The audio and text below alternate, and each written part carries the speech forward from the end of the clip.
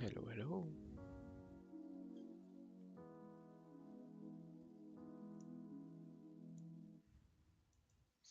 Just gonna log into my chats here real quick, and that way I can see chat.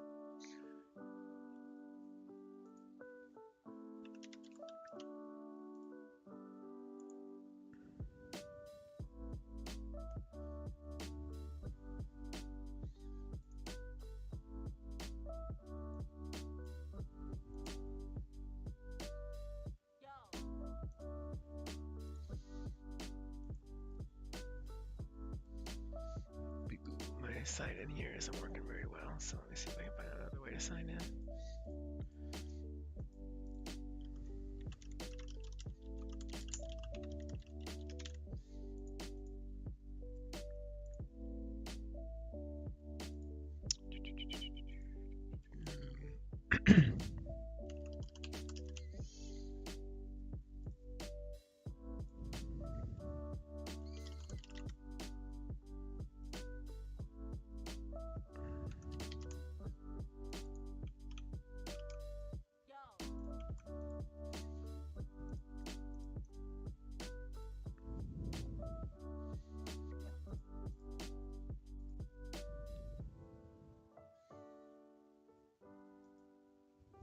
All right, I'm in chat.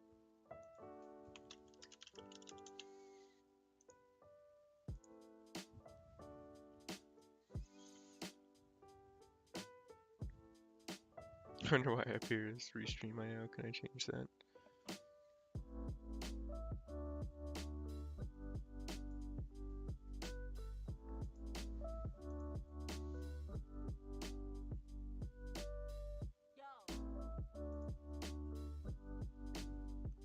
Doesn't look like I can. Not a big deal.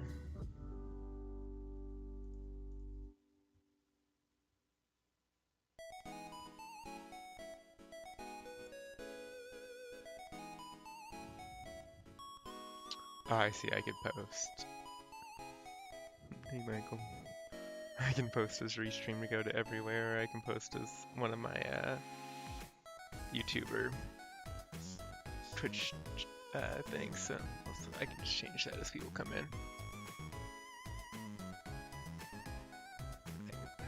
Now I am Twitch. Cool. Alright.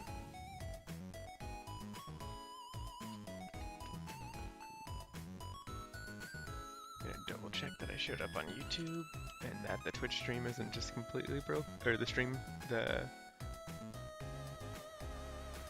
Nice, I'm on YouTube. And now check Steam. Steam is the one that breaks the most with restream. But it should be appearing on a Lodestar page.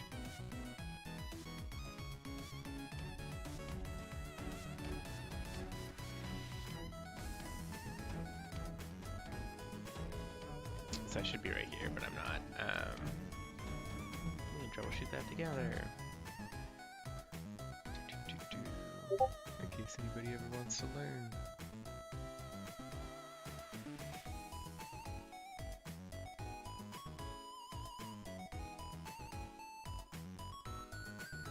Oh, I was unable to connect. Display name.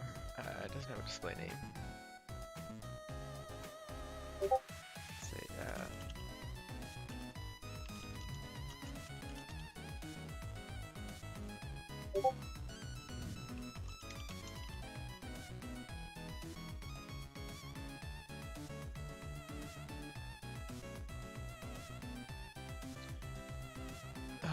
maybe I just don't bother. Steam.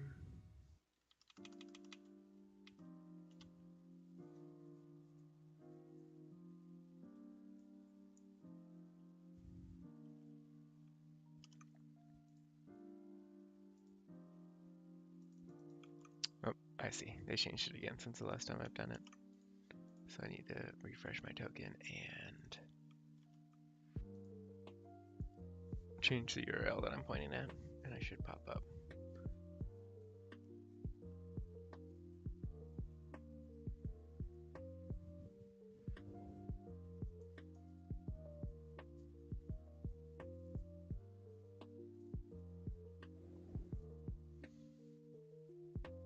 nice.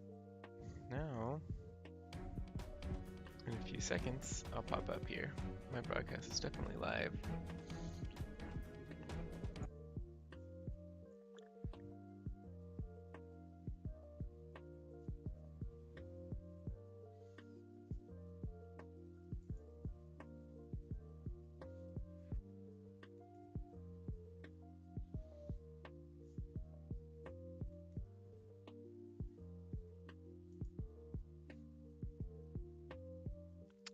It says I'm visible. So now if I go back away from this and I click around for a second, and then I go back here and I go to the store page, yep, that was there for a second.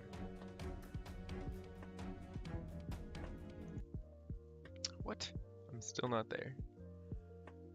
My Steam broadcasting is telling me that I am here. Oh, and I'm right here. It'll probably just take a while before the store page updates. Sometimes it takes up to like 5 minutes. So, but I am right here, so people can do that, and I'll get the Steam chat up on the side over here.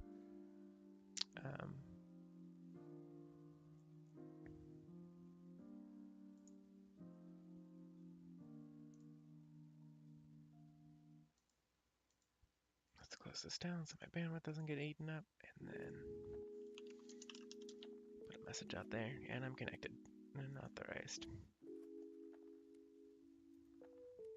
But cool, we can get to work then. Move OBS over.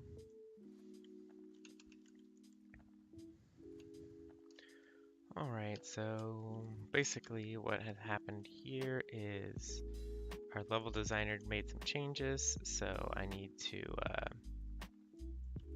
essentially reflect those changes in the level design and ensure that you can still actually beat the level. So this thing right here doesn't do anything other than like inform the other developers like how to beat the level and where they are. So basically you go up here, you go through here, you get your first aluminum, which lets you get your dash, which lets you do more things. Then you can go over there and get that secret if you want, or you can pop up through here, across this way, and then we're in here. So I can make this take up the full screen. The other thing I can do too is I can have it when it plays play in the selected viewport.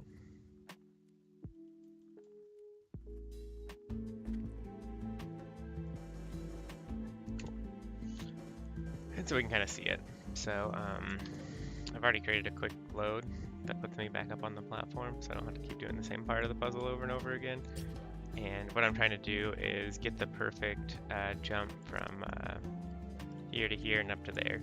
So it's supposed to be difficult, so it's not bad if people can't do it on the first try, but it is supposed to be pretty possible.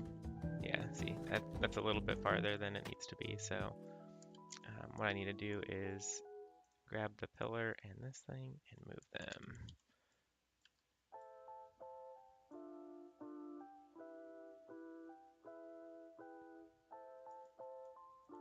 The other thing I'm watching out for is I want to make sure that the line from here to here doesn't get hit by any of these stalagmites, which is been a problem.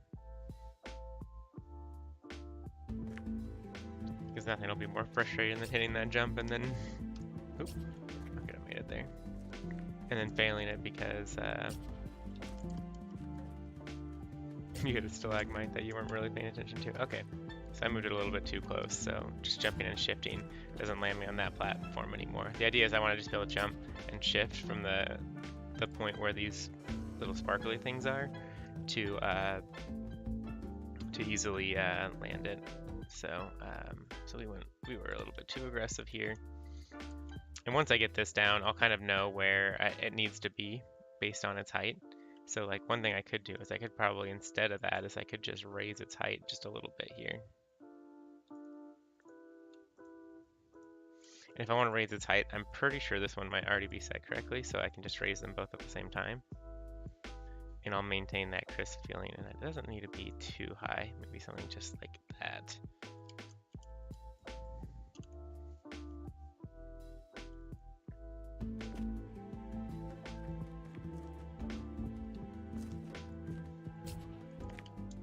Okay, that's much better. I want to make my save up there so I don't have to make this jump over and over again.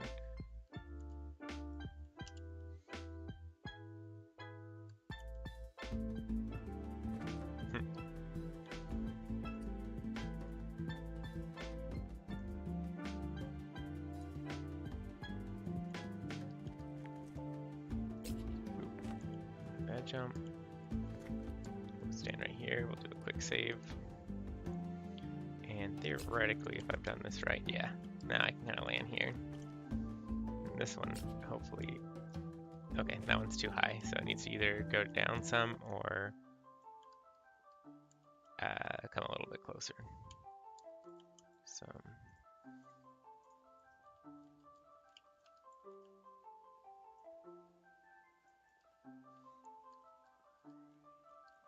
So basically, the green line is where the center of the character will be. So you can see here that I only need to go, if I have shift click, I can grab both. I just need to go a little bit closer to this bad boy.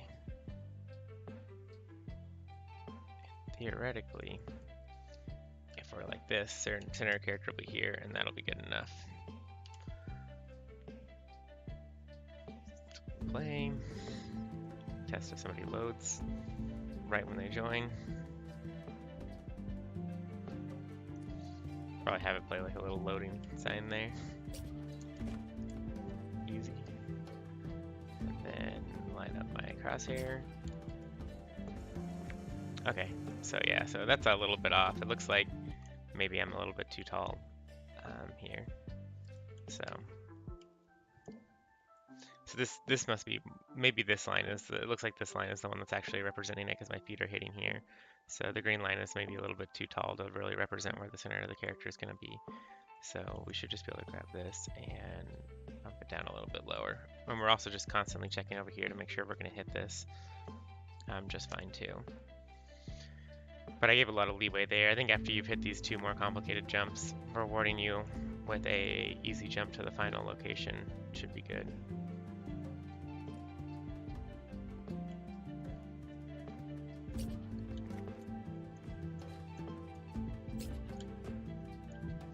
Okay, so I went a little bit too low. I went over the top there. If it's just a little bit higher now, that should be good. I may want to create a tool at some point that like just lets me like select an actor and then just bump it up a few units so then I can figure out what the final unit is. But I know there's a lot of complicated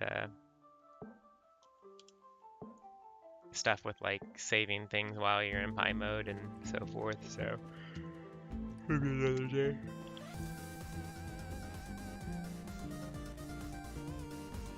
Since our load is pretty quick and we're getting some heavy load save testing, oh gosh. That's not terrible.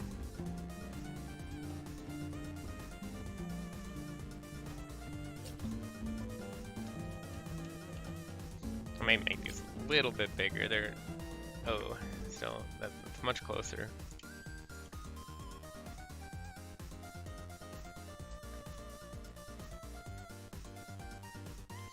I might make them a little bit bigger to make them easier to land on, but I do want it to be a challenging thing. So you kind of get a sense of accomplishment when you solve this one. And this one won't be needed to beat the game or do anything special, so. If people want to give up. There you go. It's just simple. And we'll just put a secret around here somewhere. Maybe right here.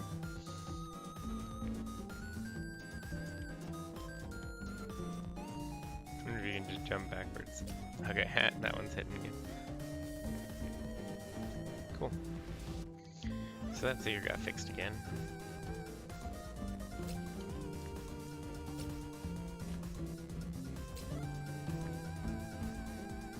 And this one should be much easier. This is the actual happy path that people are supposed to take. So that one hasn't broken. This I didn't like very much. Every player's gonna hit that and that just doesn't feel too good. So we'll take care of that in just a second. There's something off about this wall, don't you think? There's a hole there. I saw two more holes in there. We'll fix those up too. And and then this basically unlocks the...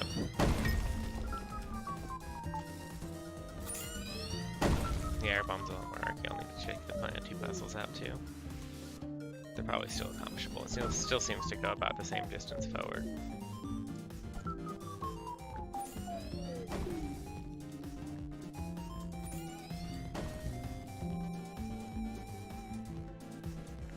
And the next one is kind of this leap of faith right here, which we failed. But luckily, like, what this is supposed to do is give you that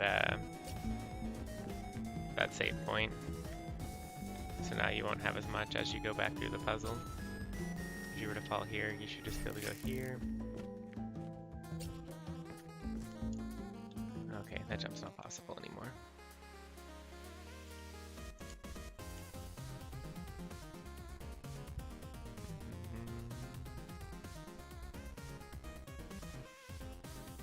Oh, that's not a good sign.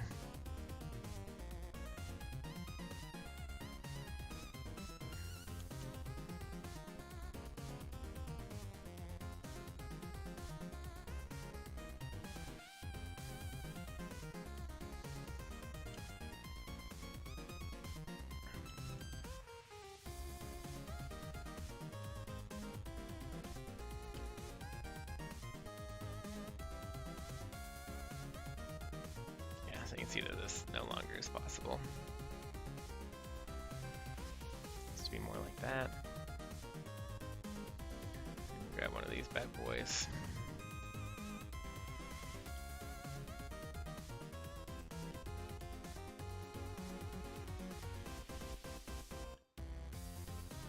So that shouldn't be possible either. So we need another jump moment here.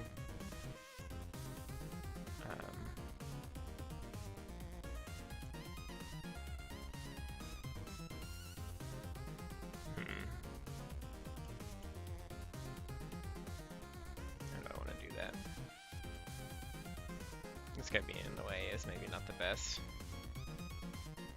Maybe we can just like hit you up here.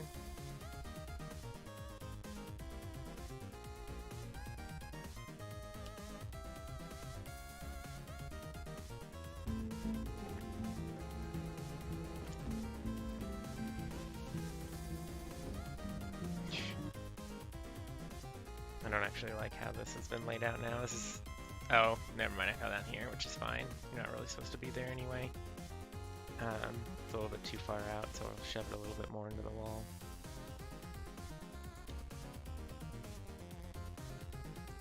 Yeah, we just have to be careful with players to make sure we don't confuse them. But that's where they should be going when they really just need to skip that part with the grapple.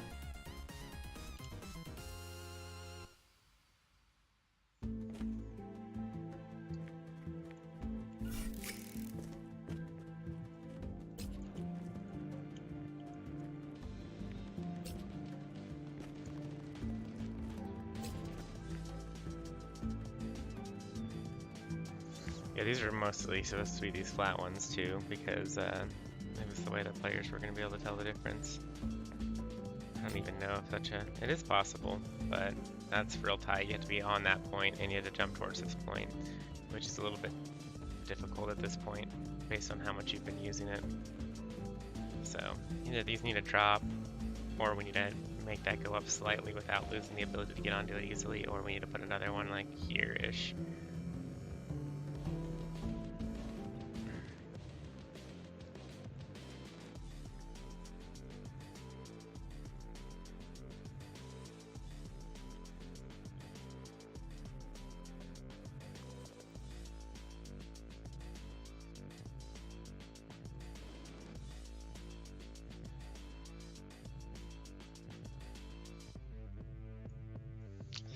The thing is, you can't put it here because it'll interrupt the jump, right? Like here, it starts to get too high, so it has to be like in this range, right? So that's not the best. The other option is like give it a slight tilt like this. Maybe we do something like this. This one a little bit. Basically generate this small landing platform that hopefully won't interrupt your other jump.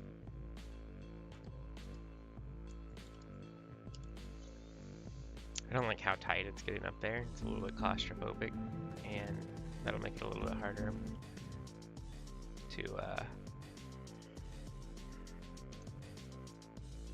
to work with.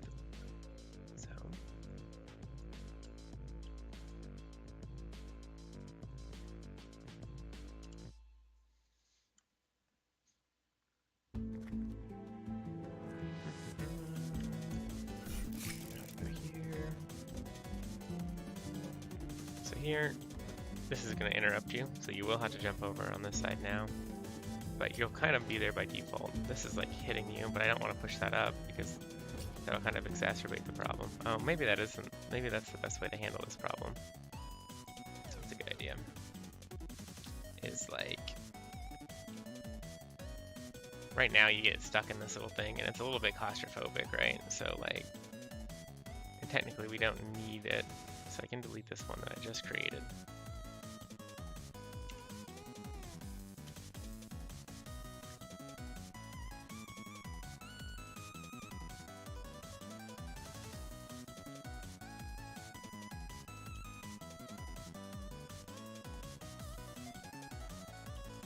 So now you do across like that.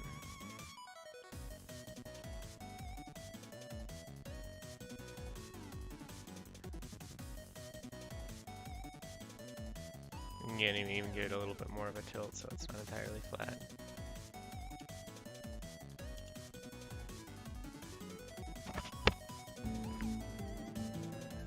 Really what I'm trying to do for the player here is teach them in like a kind of a safe space where they won't fall very much. How to use the jump to like, the jump at maximum height. Ooh, that was like, I didn't like how that felt very much. If you come up here, it's trivial on this little ledge, but if you're down on this one when you jump, it's like right on the edge and almost makes you feel like you're gonna fall. But I can't raise this up to be equal with this area because I'm already just barely doing this at the height of my jump. So either I can like make this slope a little bit more aggressive, right? You don't even need to use the shift jump here, which is fine. There's no way to cheese this, right? You're not like, oh man, I can just jump right here. Nope. So this is also nice too, because players may think that they want to do this, especially from the past cave that the first cave that you come up, you kind of actually parkour a little bit, and here you'll get punished and then fall down, and you'll start to understand that the point of the stage is to kind of knock the player down consistently, but then they gain skills, so coming back up becomes a lot easier. Over here. And then this one teaches you how to like, don't always jump right off the bat, you have to let yourself go for a little bit. Here you have to like do another height of your jump, but I save you here and you can jump back and do it again. So you get to combine those two, and then over here you're kind of using the same skills. So you're back in this cave. Okay, let's fix a few things. One is, I know there's a way that you see through the wall over here, right there.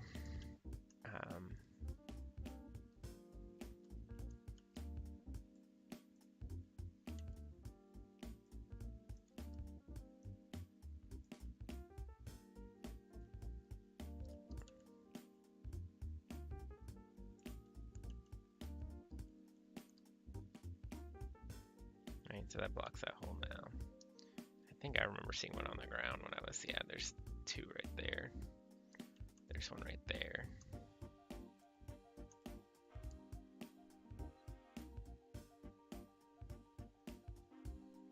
Which means there's probably one right here too, yeah. The player can't get their camera this low, so these are a lot less important. But they could cause some lighting strangeness that people don't expect as people go to affect the lighting. So it may be good to clean it up. There's also a huge one right there.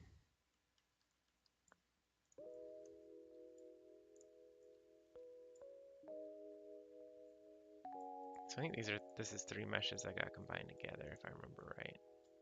Oh no, they're not. That's just some of the piece. That's just the shape of the piece. So technically we could just do this, and then we could use this to cover up probably both the holes at once. And it'll be a little bit more even in color compared to the other thing that we used. And it's one-sided, so the lighting will be a little bit less weird than this one that's a two-sided that may cause us some issues. So like we can just do that.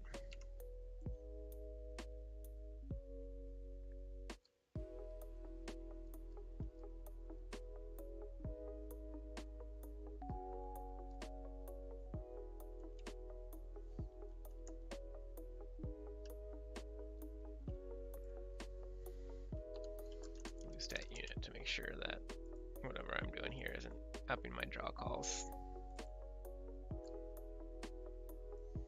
That's the one downside with working with a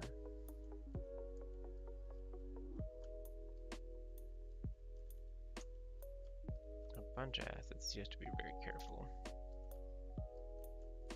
about not increasing your draw size.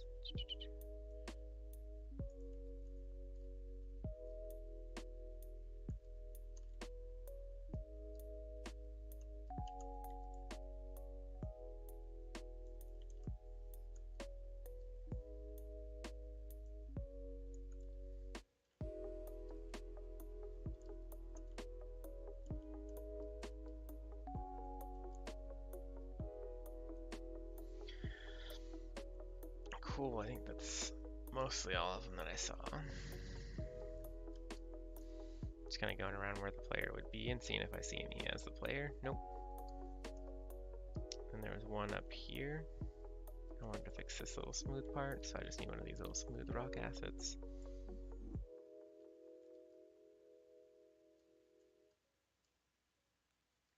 Kind of look around. This one's a pretty good fit for there. So we'll just copy that over. Just at scale. A small adjustment to scale basically makes it very difficult as you're playing through the game to realize that the assets are exactly the same.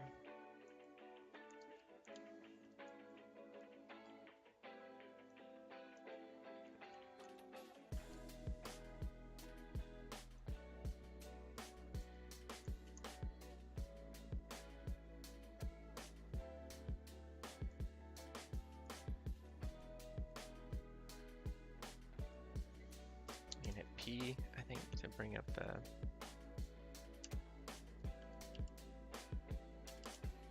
no, I can't. Do the mode I'm in doesn't allow it. So this should be a lot better.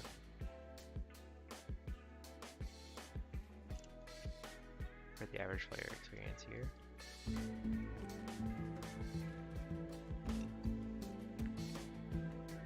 Oh, I fell down. I actually think if you have one of the neat shortcuts here is like, because this actually bounces, if you have the upgrade that lets you go farther, you can like bounce it and hit it.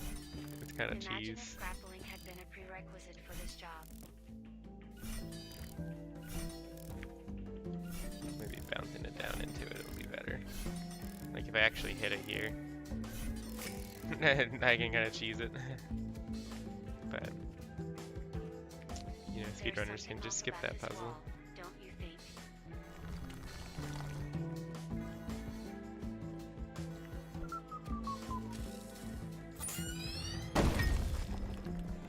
Okay, so quick save here. And we'll try. Yeah, I missed the leap of faith again. That might be a little bit aggressive.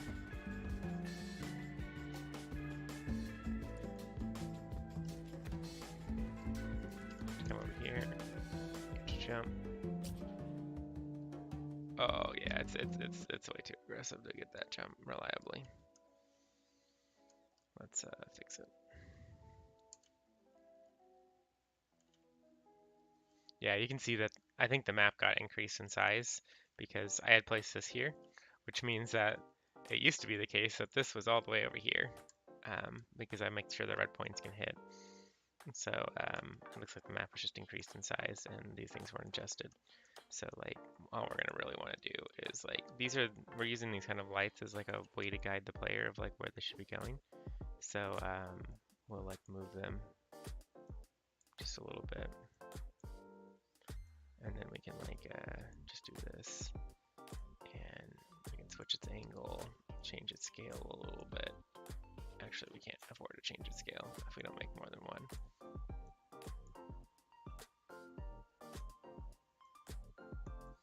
So we'll keep that in mind too. Maybe do something like that. Make sure there's no holes. Sweet.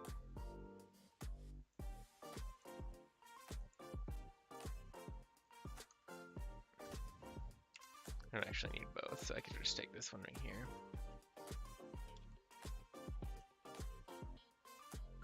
Maybe we'll change its scale. We'll go this angle.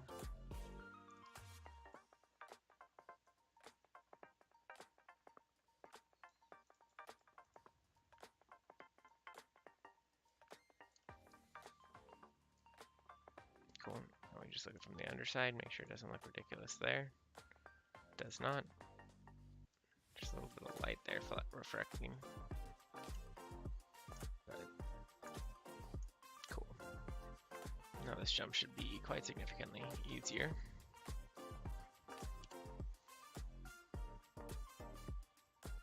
There's something off about this wall, don't you think?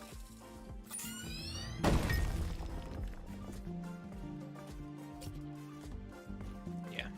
So now it's quite more accomplishable for the average player, I think. And the nice part is, I think even without the upgrade, yep, you're easily able to hit here again and then try again.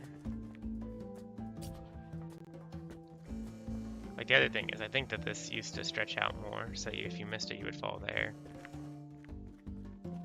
And then you would understand that this like unlocked additional points for you.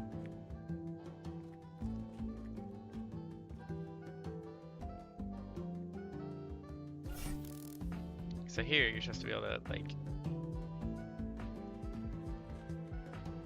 hit. Yeah, so this is good. He's made this puzzle a lot harder too, by like he's put these rocks here to try to like break up the monotony of the walls, but he's put them in the middle of puzzles, and then probably like didn't test the puzzles out again.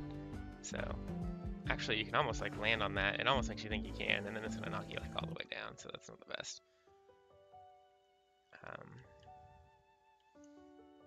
Right, because you grapple, the general idea is you grapple here, here, here.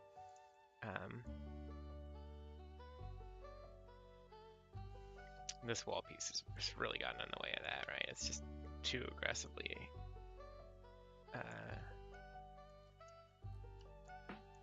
hiding the puzzle, right?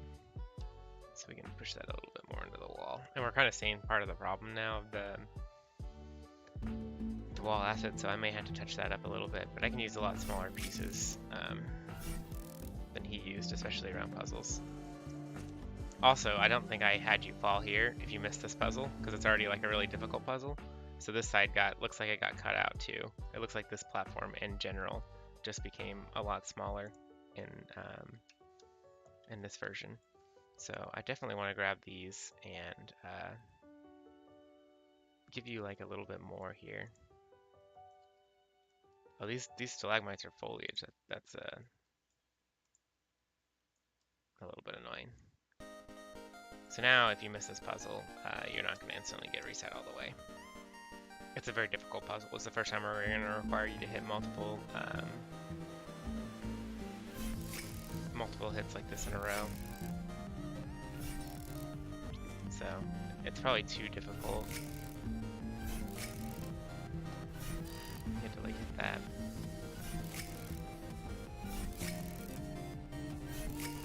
Maybe I should let you save it the second one.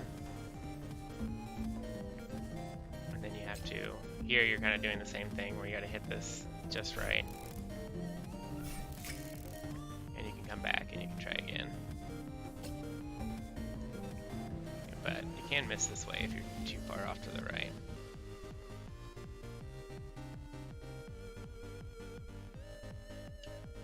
Yeah, I think in general what happened is he increased the size of the stage. And so now everything's like everything's just like a little bit too far away. So the difficulty of it's like ramped up quite significantly. We'll do a quick save here.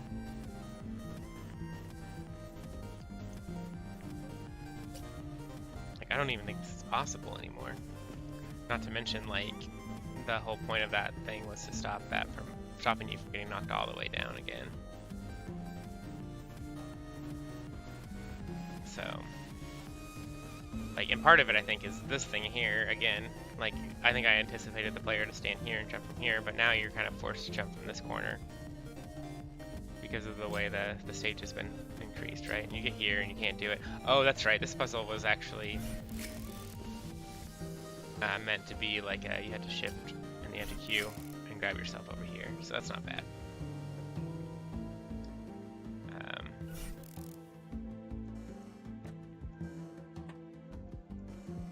Okay, so I didn't do this part of the puzzle, so I don't even know if this is possible. What's his intention here to doesn't look like it. There's something off about this wall, don't you think? Wall, don't you think?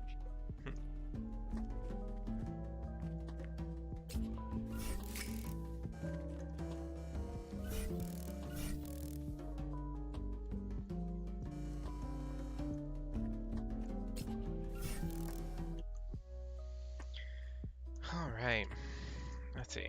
One problem at a time. First problem is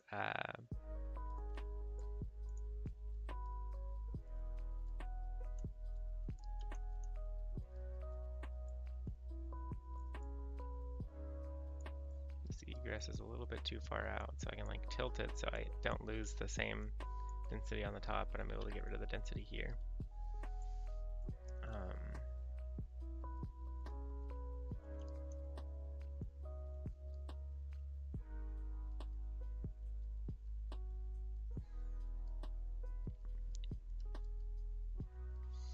So I don't like this one right here being here, because these are supposed to kind of be off the beaten path, and this is the major happy path. So I might use this one down inside of the secret area. Unless you don't have to go over there, unless there's a way to get up here, which I think was the case before, is you could easily get up here, but you need to like do like another jump grab to get over here.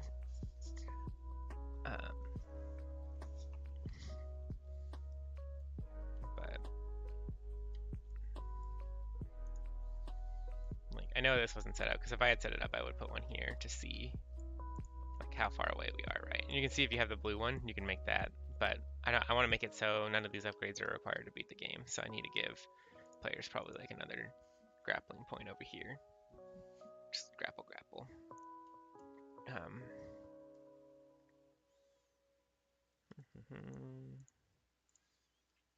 So we can like grab this piece again.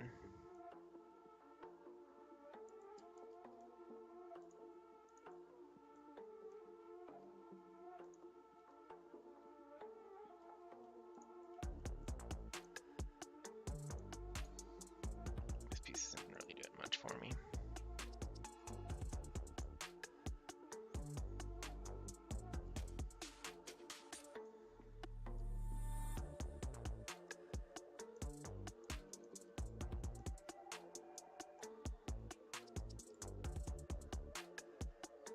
So at this point, the player's probably pretty exhausted from the puzzle solving, so I just want to give them nice, easy ones that remind them that they're building a skill and a mastery here.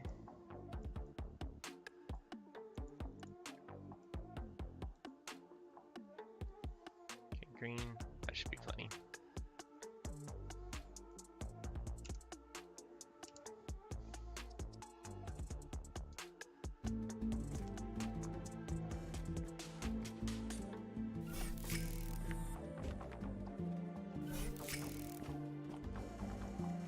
That up, and then this should be a simplistic jump.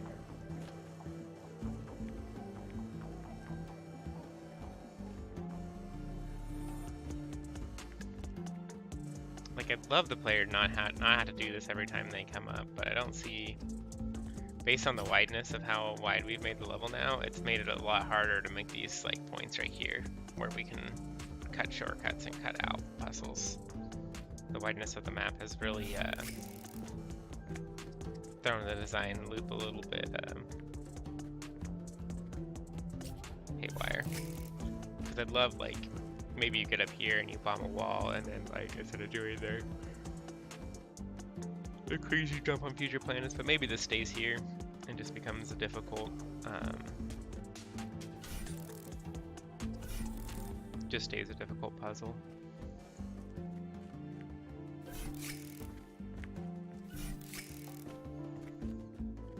Get up here.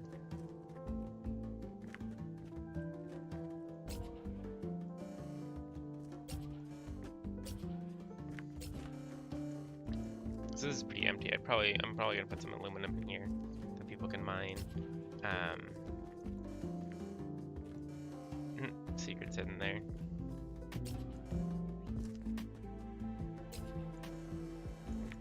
Yeah.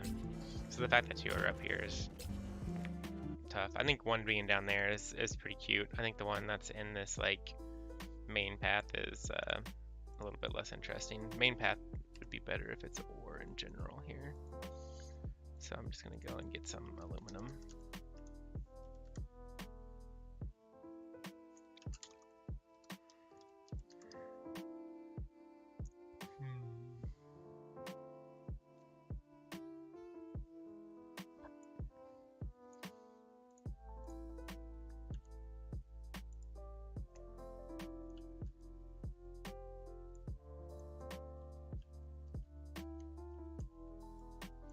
So if you ever want to put something in here, you can like pilot it, and you can like fly it around and go find the part of the level that you want to put it in. And then there's like an eject button right here. Now we've got this like a lot closer.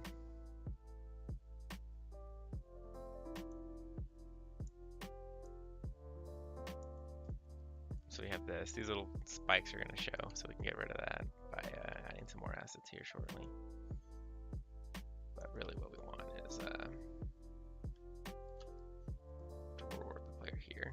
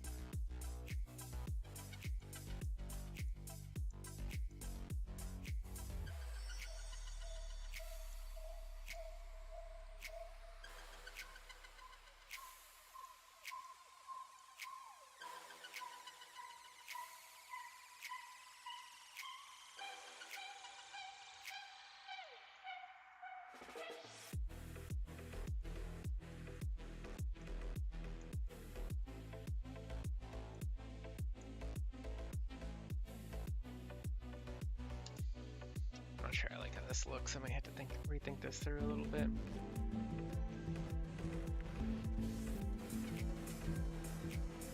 Probably put a stalagmite there, and that's not terrible. What does it look like from the other angles the player will be looking at it from? Because they'll kind of go here. They'll go, oh, there's an upgrade right there. As they're looking around. They're like, oh, where do I go next? I'm like, oh, there's some aluminum ore over there. Aluminum ore is the hint of the happy path. So they're like, I can finish the game, or I can go back over here and solve this puzzle. So that turns out okay. And it doesn't look terrible.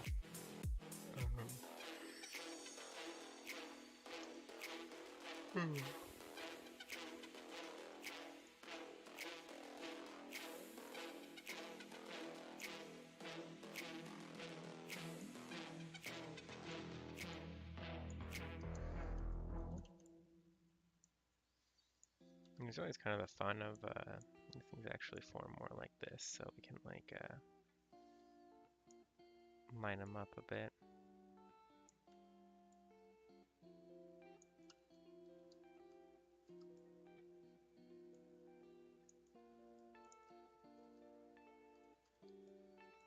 Okay, maybe let the point show a little bit more.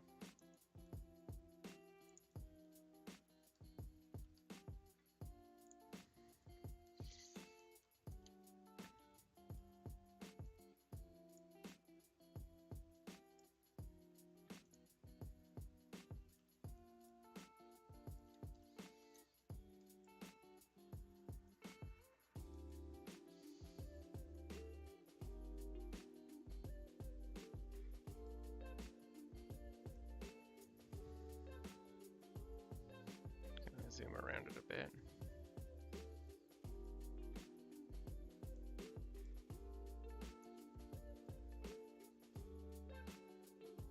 That's pretty good.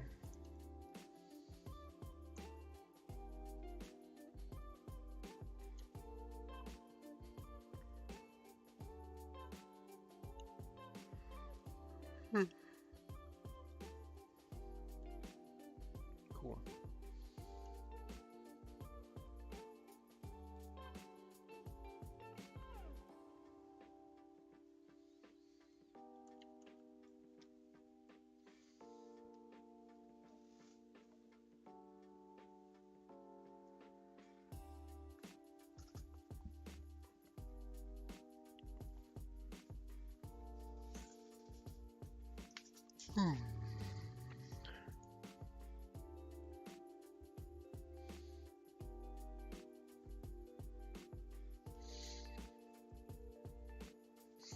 So one thing I was thinking about too, and I can fix this right now before I forget, is it might be very easy for us to create two pickups that have the same unlock row, especially as multiple people are doing it.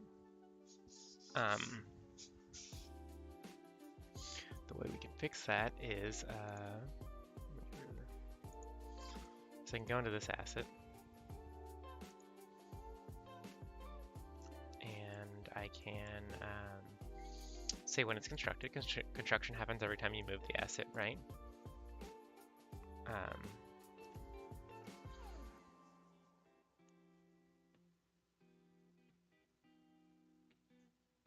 Okay, so can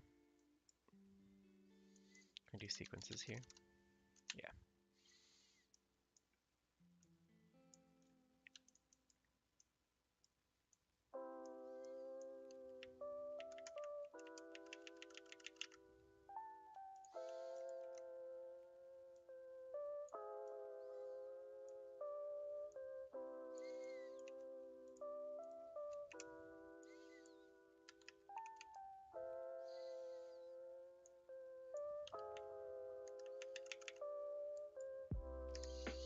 Then we can say here, set up the hologram, right?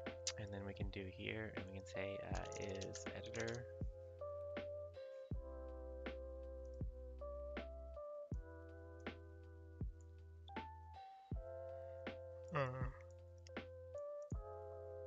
If it's an editor, what we can do is we can say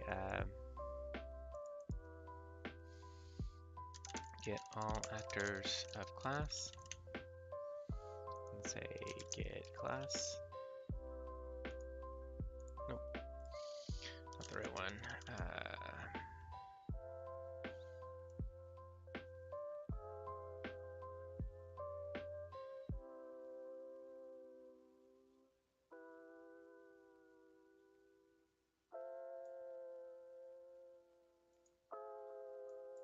Okay, interesting. So what we can do is get self. I want to get a class of myself. Right, and I'm going to find all my actors of myself, and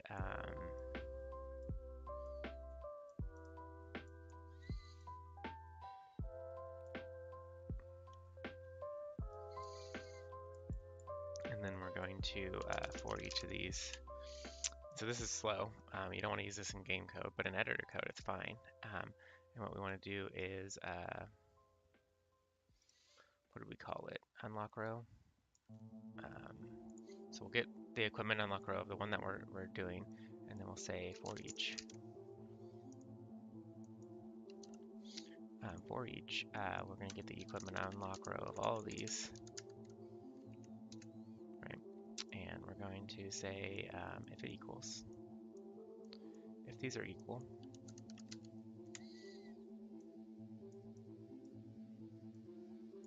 branch, be like and if these are equal and get self. These are not equal because we don't want it to fire against ourselves. So if it's not us,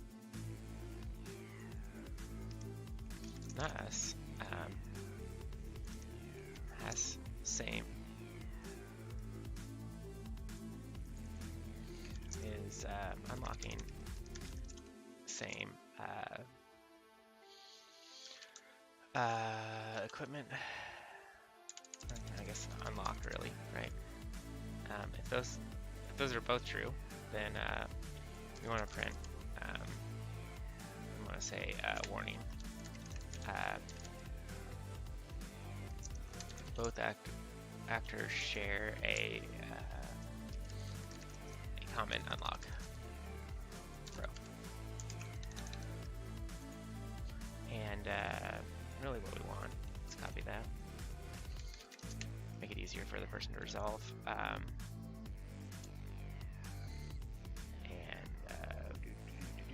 Put a space in C. Make sure we have a space on the end of this one so it looks nice. To be honest, we can just do like this, and then we can get self and get the other one. So over here we can be like dash dash dash. Oh, we can just say equal equal here. And then this should save us some headache here. So hopefully if I've done this right, as I move this around, nothing happens, right?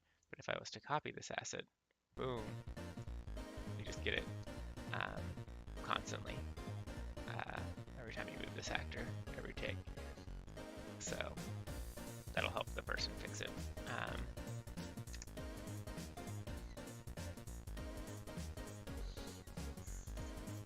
So that shouldn't be bad.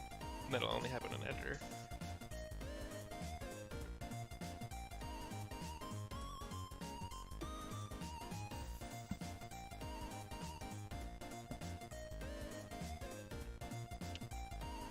I wonder if the objects are invisible, if they'll still work great.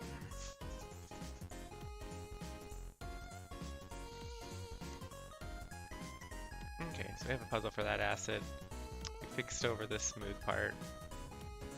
I want to say I was walking through here and I saw a way to see the world just a second ago.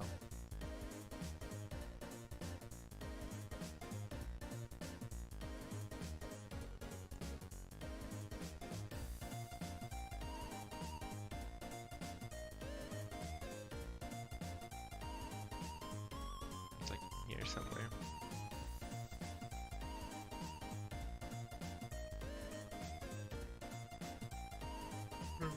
You can't see it, so don't worry about it.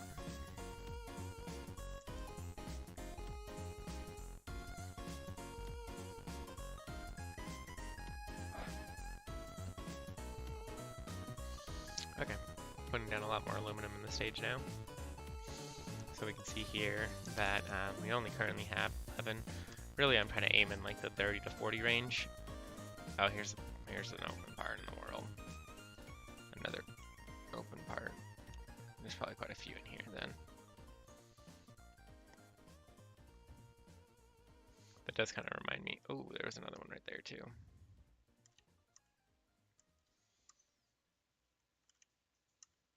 I think. Yeah, right there. The single I can see out there.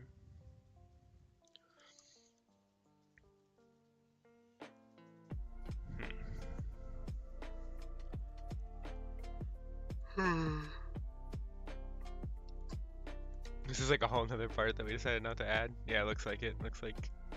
Oh wait, no, this is the hallway, I'm sure. Yeah.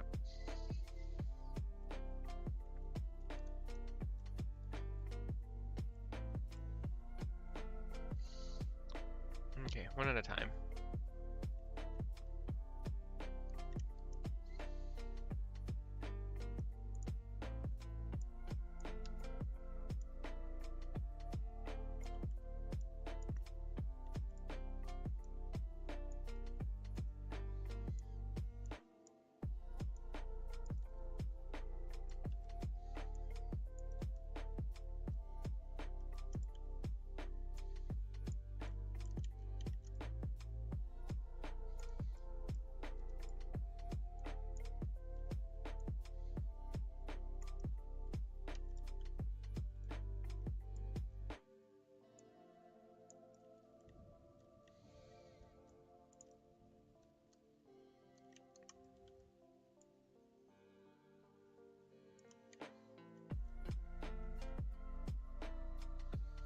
So one thing I'm looking at, right, when I'm like trying to determine if there's gonna be holes, is these yellow things like indicate that this edge of the mesh is able to be seen.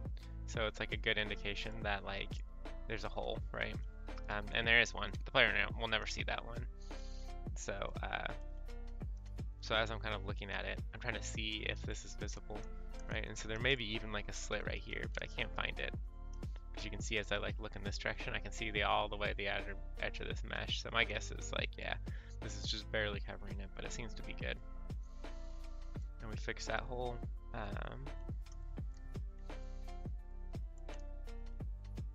Just think about where the player will be and just kind of look, do some 360s. 2 holes right here.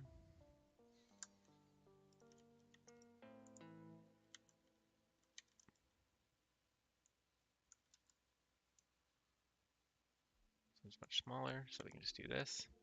And generally, because these aren't going to be like huge assets that like add a lot of variance to the world, I'm just grabbing things that are just nearby, sizing them small, and then like blocking the holes up. So we can also use it to kind of give things like a little bit more flair, make them a little bit harder to recognize. You know, the more we kind of like overlap, because we're going to pay for this asset anyway, so we may as well you know, get an additional use out of it by like not just block the hole but bring it out a little bit. And now these things are a little bit harder to okay, this is kind of a neat formation, but it's gotten hidden, which is, oh wow, it's at an angle. This is not how they would form though. So we can correct that too. Like these bad boys like have to be flat. My guess is he attached it to the no, he didn't attach it, it doesn't look like, to the rocks. These are all together. It's a neat formation, but like it's causing problems at this point of getting them all to be the correct flatness. So make sure they're all pointing down. And then we're gonna, after we get them all pointing down, then we'll handle each one individually, having their own distinct purpose here. So this one will be fixed when I put the thing in, this one won't be fixed, so I can just push it in there. This one's got that hard edge, so I'm going to make sure that hard edge gets covered. Maybe bring it out a little bit more. This is not turning out bad. I'm not liking this one in general. I think it's a little bit overkill. So now we can grab this bad boy again. Make it real small.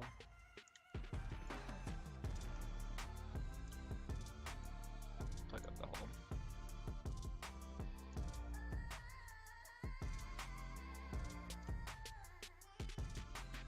Take a peek. Player's pretty good.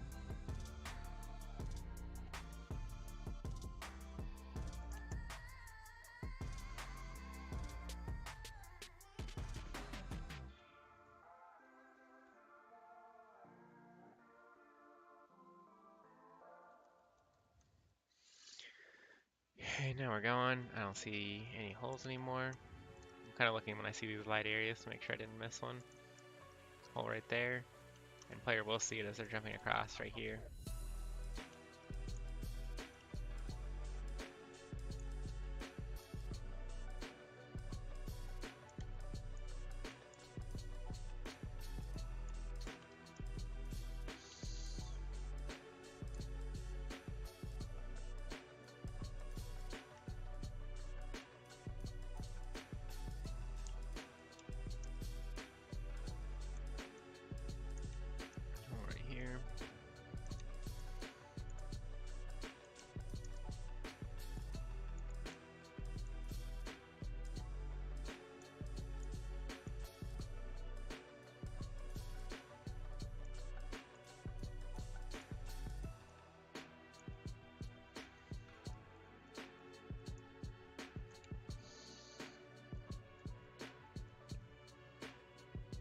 Big hole right there.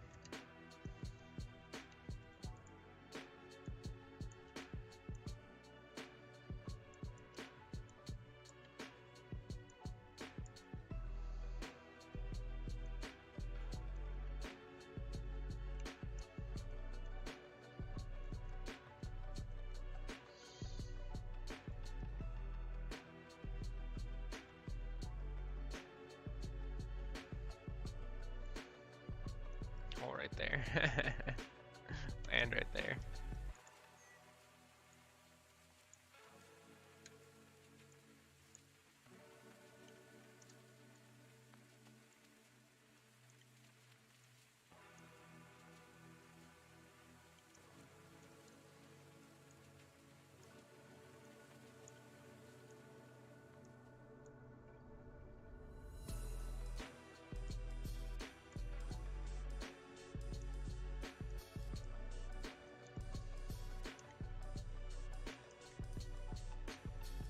So this is one thing that you want to be careful of too, is like you see that seam, right?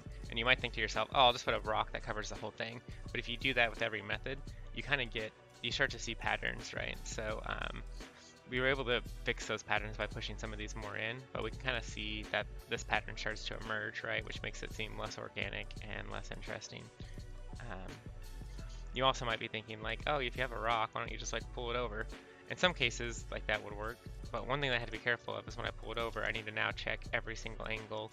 Like this now looks like a flat piece, so then I need to shove it deeper in, right? And then I need to like check all the angles again to see if I've truly, I haven't introduced more holes. Yeah, see, so pulling it over just introduced that hole, right? So that's why a lot of times if I have a hole, I don't want to just move the asset. I'll just make a new one. It's a lot simpler. I can make it tiny, and I can use it to break up the monotony of the same basically 5 rocks appearing over and over again. You know, use different things, use how they combine. Because of the way the UVs work, like the average player is not gonna be able to like see this line right here, especially when you're like far away, right? And so now like we start to like break up common shapes in the area, because we want the common shapes to be kind of where the play area is, right? And the uncommon organic places to be just helping the player get immersed.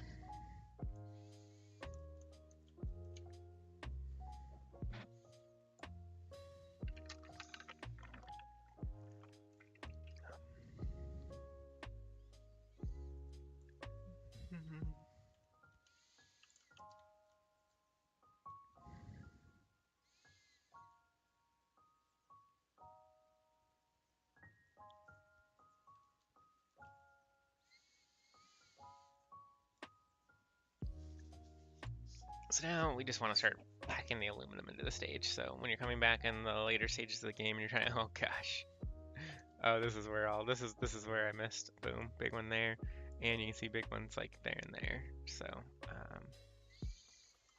you're supposed to be coming out of this puzzle, right? That was like partially difficult and be rewarded with a new vista and a new level setting, and you're gonna see like boom, boom, boom, right? So, but not a hard fix. It's not a hard fix at all. We can also see that this might be like need to come out a little bit more. The way that we're doing mining, we still haven't fixed it yet, where if you mine like 90% of the rock, that rock will disappear. So anything that, basically anything the player can't hit, it's just going to be sticking around and leaving the tooltip up. So so I can see how much of the rock here is like getting assumed. Wait, why? How's that? Oh, okay. So the rock isn't out here now. So we'll just grab this. We'll shorten it.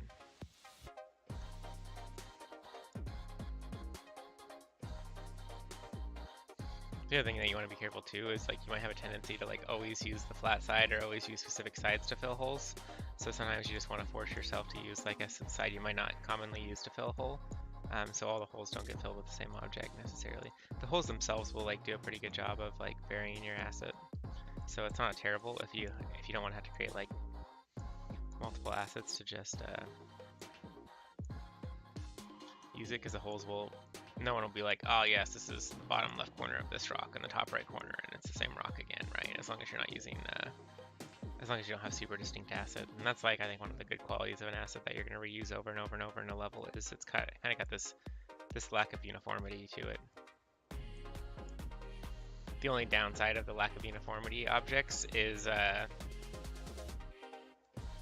They're a little bit harder to block out with because you don't want them to have like recognizable flat shapes or anything like that that become easily noticeable. So we'll do this, and that hole's blocked up. And we're gonna go hit these bad boys. So you can see that he knows this problem existed. I'm surprised he didn't see it because this thing exists. So we'll push this in a little bit to make it seem less like somewhere you're supposed to actually go, right? And we'll do some rotating here to fix this asset, right? And it's like, how do you even notice that these two rocks are the same? We go up here. And then we're like, hey, we use that part of the rock. We just like do a shift. Just use this part of the rock this time.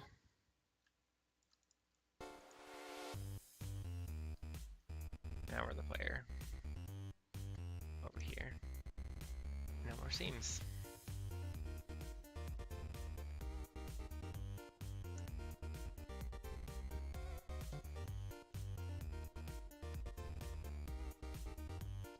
Okay. Back to aluminum. So here there's one aluminum, there's two aluminum. There's enough area in here that I think a third of the aluminum could fit, so now I just have to decide where I want it to go. One interesting idea is I put it up here, and then you destroy it, you see these things here, and then you get the concept, right? That might help people find this concept a little bit easier. The other option is I put it right here, then when you mine it, you open up the platform for yourself to jump to, and then to jump over here, and you don't have to do the 360 no-scope one. That's kind of fun. I think I might want to introduce a 360 no-scope, but I really need to put it in like a safe zone like this. So maybe I don't even want this here. Maybe I'll save the 360 no-scope for a later stage. You don't have to use every single puzzle that you come up with the first time that you introduce the thing, so you have more interesting ways for people that have to learn how to use it in the future. So I fixed it so these guys can kind of sit any way that we want them, which will also help break up the monotony. To some degree, we want them to be monotonous because they're gameplay elements and they need to be easily recognizable. The aluminum, for example, kind of has this L shape. I do have to be careful here because I'm putting it in the middle of the puzzle, but I need to make sure that like when you mine it, it doesn't like create any situations where, you know, you'll kind of regret the way or direction that you mined it. So you can like come in here and you're like, oh, I'm gonna get rid of this, right?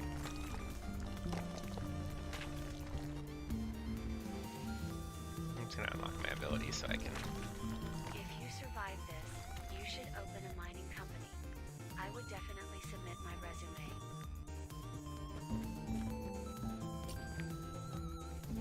Now you can easily get over here, you can finish this off. Oh, that's like hovering out there. That's a little bit strange. I didn't expect that. Maybe I didn't fix it. Oh wait, no, that's the one outside. I need to do I'll do that shortly. I need to do it so if you can't line trace to the center of the object, if they show visibility, that these things don't show. Because that's like super confusing.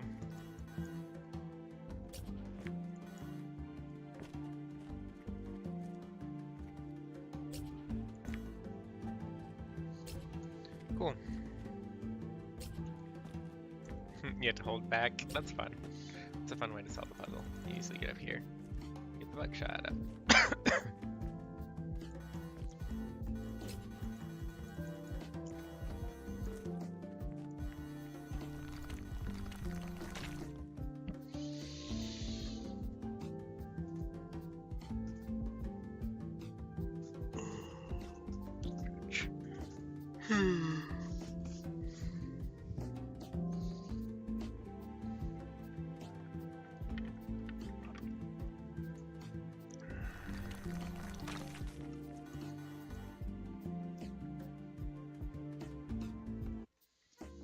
Alright, so the third one is placed in there.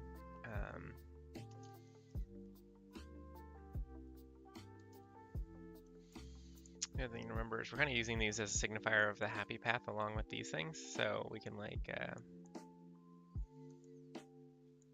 put the ore here.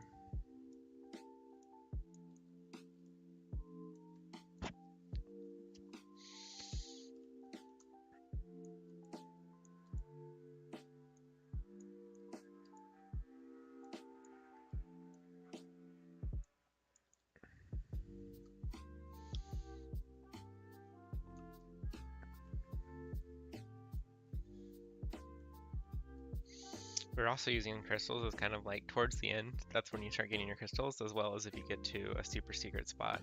So like crystals would also be a good one, a good argument for the one way down here where you have to fall off the cliff and then shift in to get in here. Aluminum's not actually a good choice for this, but I wonder if we have the crystal for this level already created or not. I forget what it was going to be.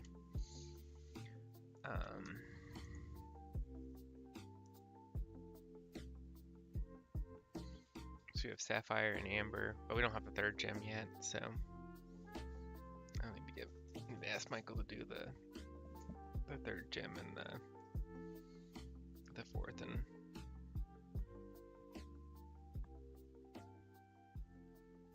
the fourth ore and the fourth gem as well. I'll figure that out later.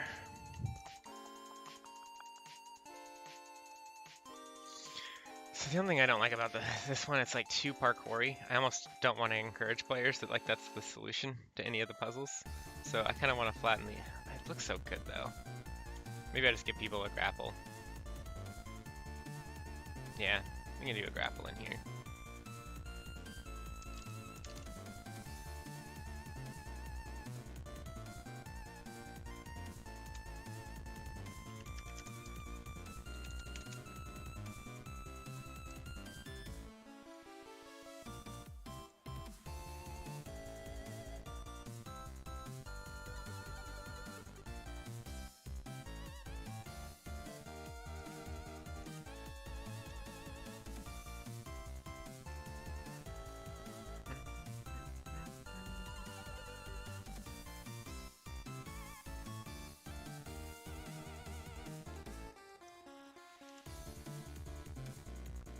So I'm gonna unlock I checked unlockability, so I'm gonna have to like do this twice.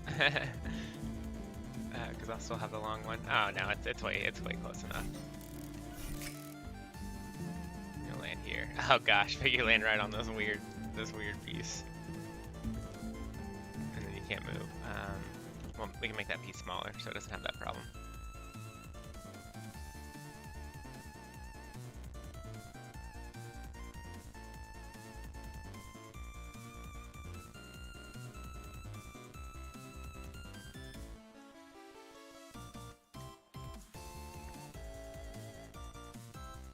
Cool. Ooh, I saw a hole.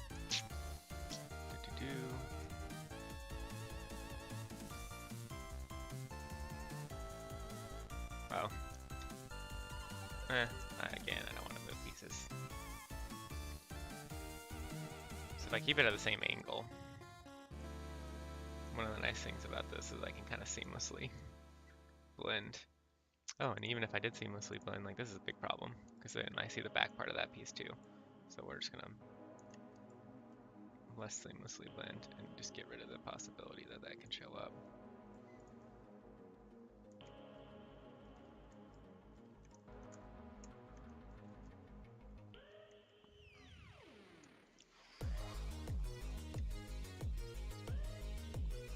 Once you do this kind of detailed level design, you just see it in every game. Every game has these small problems, and it's so easy to understand why. Some have a lot more than others. And once you do it, you're like, oh yeah, I remember this happened in games. And then the games that you remember it happened in it just look horrendous once you're able to start seeing it everywhere. You're like, oh gosh.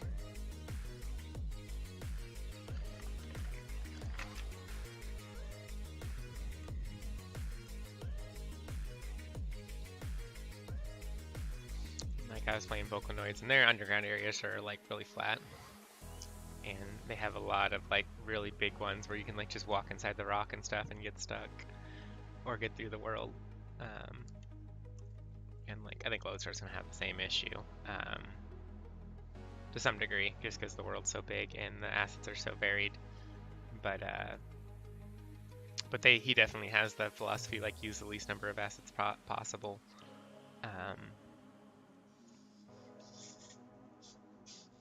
But his real problem, I think, is probably has something to do with texture memory and the gameplay loop of the production that slows the game down a bit. But I'm not sure exactly what's causing it.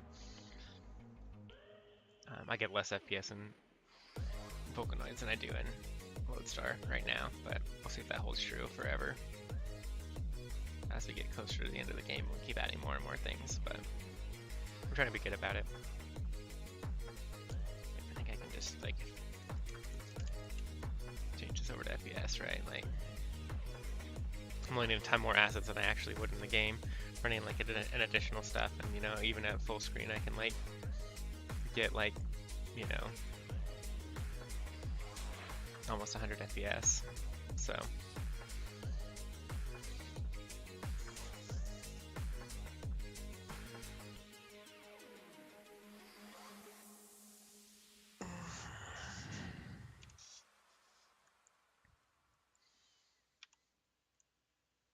Okay, so you get up here, you make your jump, you get your first taste of aluminum ore. You go in here, jump up, maybe we can reward you with another aluminum ore right here.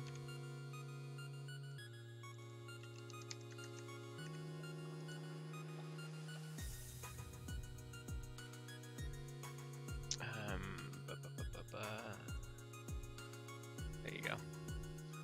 So I'll only give you my BPs here. So I want to try not to interrupt with the foliage. And since multiple people can do mining at the same time, always pushing up against the wall isn't necessary. So we can try to put them inside these stalagmites to make dealing with the shiny point a little bit more interesting.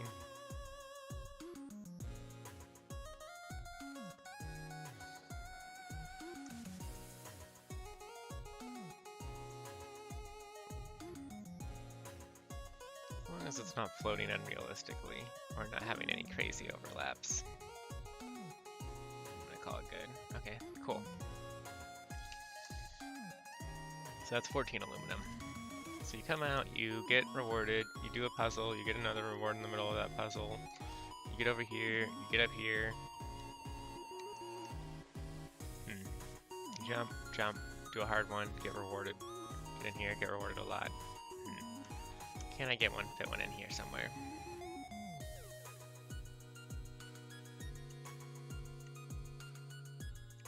So here's another secret. Throwing in little things off the beaten path, like having resources as well, encourages you to kind of like go back to these secrets and kind of remember like how you got them. So I think that'll help when people are writing community guides and trying to remember where these pieces were.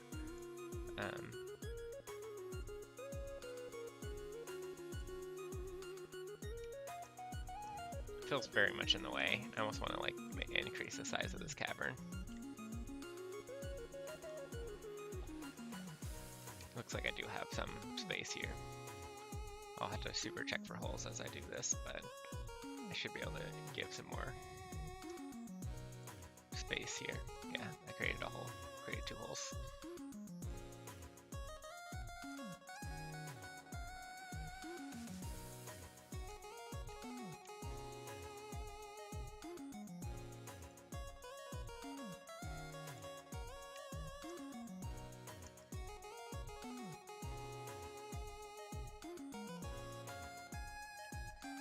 Okay, so this is an interesting idea. So if I put it here, it kind of fills in the way, right? But as I was moving this, I'm like, oh, there's like a little ledge there, right? And we've used these little ledges before. So what I could do, just make a little ledge. We'll get it out of the way by getting it up vertically, right? And now you can kind of mine it up here.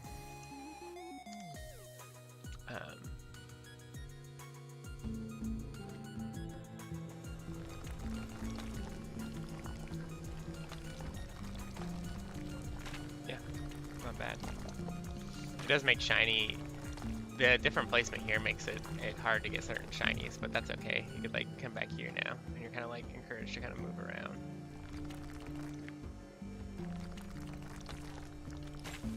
Now I can kind of like aim at those shinies.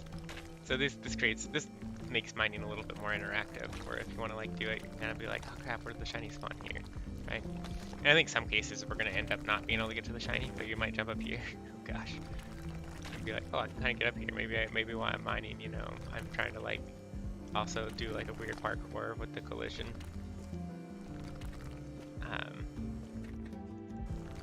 And like get up there, and then you're like, I can't get up there because this part's blocking me. So if I want to get to the shiny, let's just chew through this part.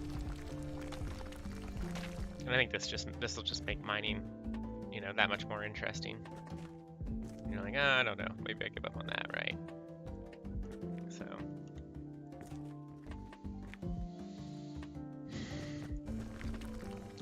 You'll have a lot more mining power at this point in the game too. I have no mining upgrades, I'm only mining 29. But by this point in the game I'll have like gotten mining upgrades, I'll have leveled up my mining power, it'll be nice. This is a little bit weird. How easy is it to fall through this hole? A little bit easy, and I think that's not a bad idea, because we do want this game to have like some frustration, so if you're going quickly, but the only thing I don't like about it right now is it almost feels like it was unintentional design. But if I do this, now it feels like intentional design. You're like, ah, yes, the developer. It's on to me. I need to be careful and watch where I step.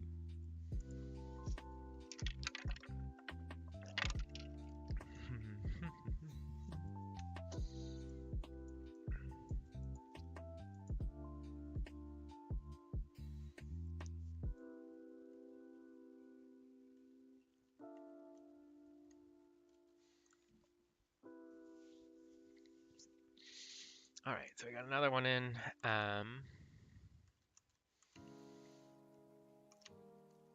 Boom, boom, you get another one. Boom, boom, boom, you get another one. Boom, boom, another. Then up here. Where could I put one that might be of great interest? I could block you and kind of force you to like get some here, but this might cause the problem. Like people think they might have needed this. No, they wouldn't. They shouldn't. They're gonna be able to grapple from here. So we can just throw one right here. I don't ever want to put one in a place that makes people think they needed to leave it up to progress in the stage. I am thinking, however, that some of the interesting puzzles may be like use it as a jumping platform to get to a secret area that you couldn't have gotten, but if you mine it right away, then you can no longer get to that area, causing you to like revisit the planet and have more to look forward to.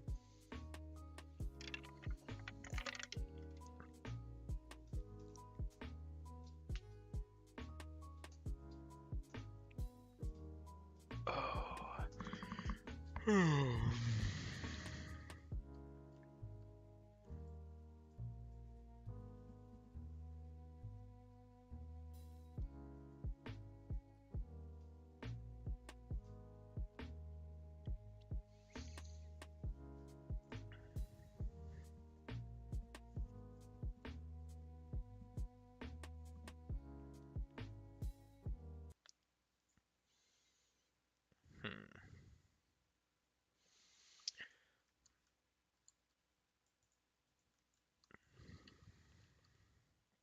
All right, I'm the player. I just got rewarded. Jump, jump, jump, jump. Another reward in here. Lots of rewards in here.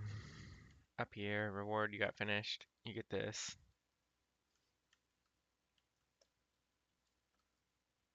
Oh wow, that's a huge hole. I don't know if it's actually visible to players, but we'll just get rid of it real quick.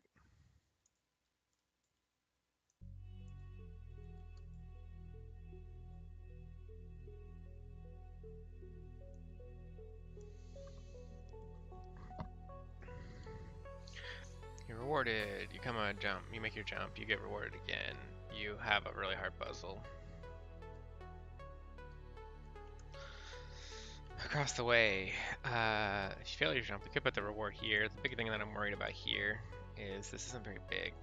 So let's make that bigger.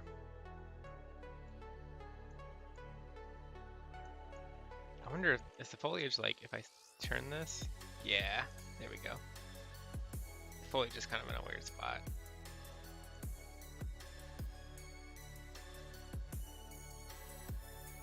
What I'm trying to do here is solve that problem where like you hit this corner and you bounce off. So, and then also if I can like get some mining ore here. So even if you fail it the first time and you don't realize it, you're like, oh yeah, at least I got some more.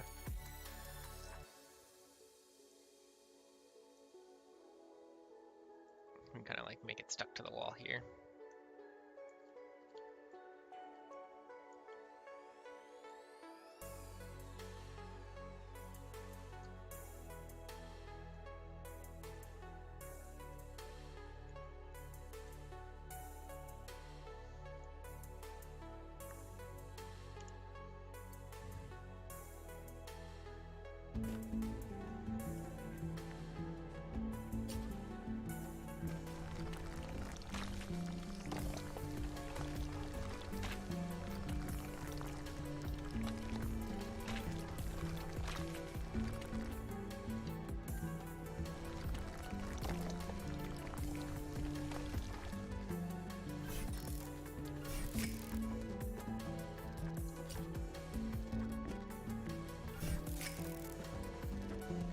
So the idea here is you miss, and then you're gonna start mining, and you're gonna be like, oh wait, I see now. I can go back there. I'm gonna be finished getting this war.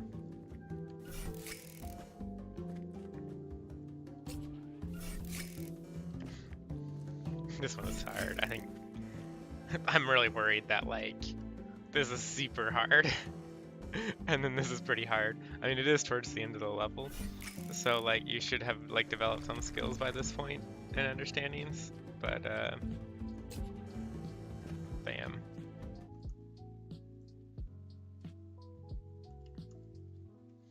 There's this little ledge.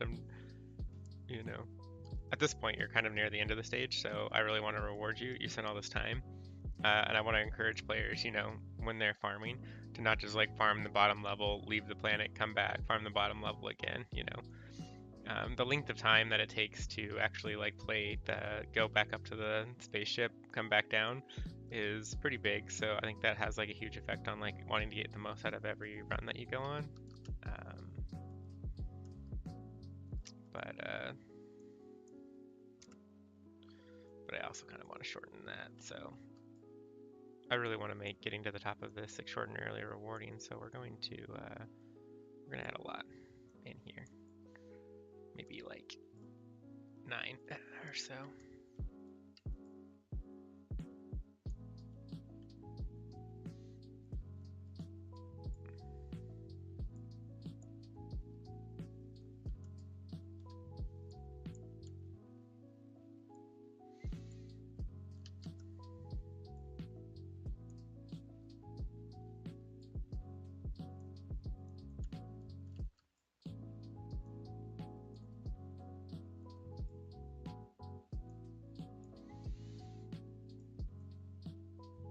So one thing I don't like is like if the foliage starts to get too big like this, it starts to become harder for me to place down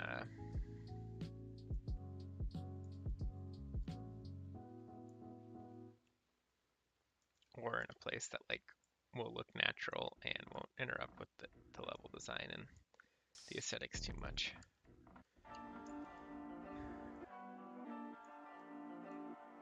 So we'll use these as kind of like a guide for the player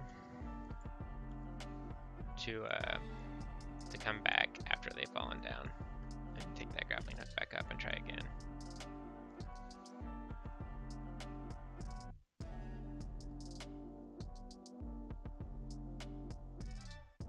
So we can put the crystals all around this boss fight here.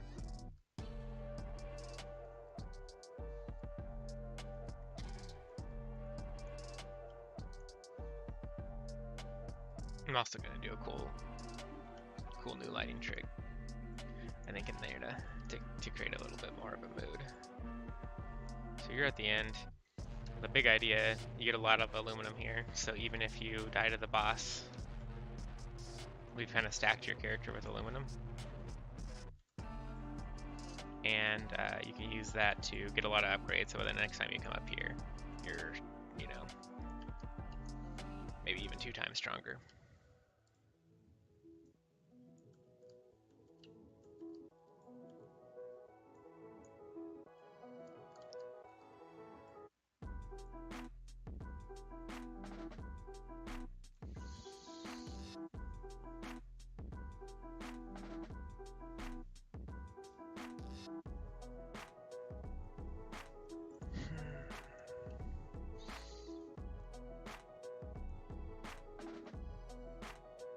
I wanted 9, I've put 4. And I already feel like it's like pretty tight.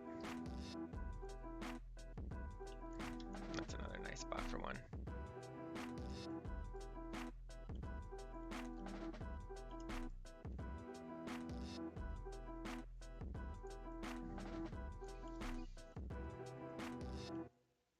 It's 5. You do like 6 and 7 in here. So now I need 8 and 9. There's none over here, so that'd be an easy place to put another one.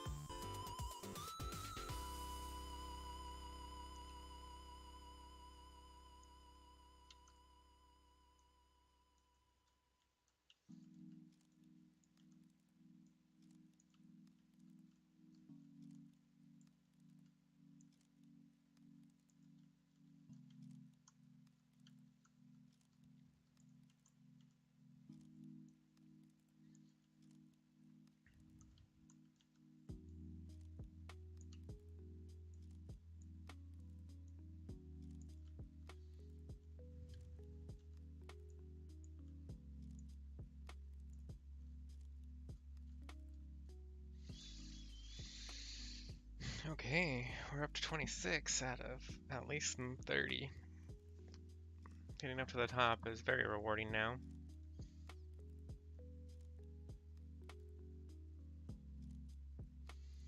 Fixed up a lot of the holes.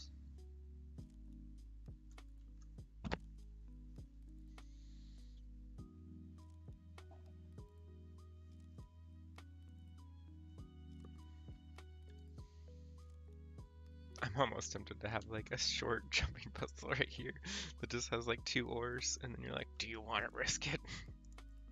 Are you feeling lucky, kid? You know, we just like do this. And we like do this.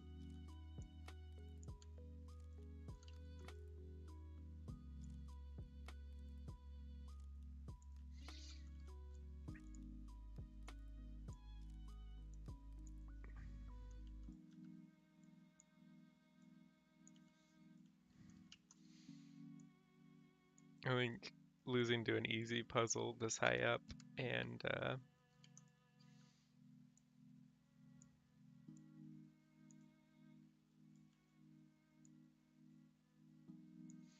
it's pretty good.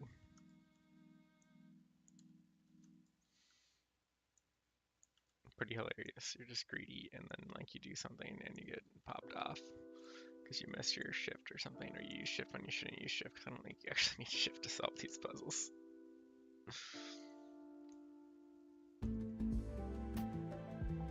Oh, I fell off because I didn't put push play in the right spot.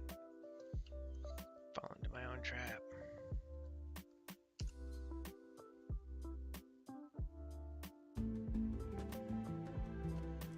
Alright, those over there look pretty tasty. You don't even need to use shift. Yeah, you do. Okay. Then you get these. Oh, but can you get back? I need to raise it. Yeah, I don't think you can get back. That could be hilarious too, is like your own greed has prevented you from getting back. Yes, that would be pretty good. How much of an asshole do I want to be? To be honest, I think you can make this jump, but I don't think you can make the other jump. Maybe you can. Oh, you barely can. Oh, no, you can't. Oh, yes. It's pretty asshole-ish. But it is kind of the point of the stage. You fall so far. Oh, how many people will rage quit?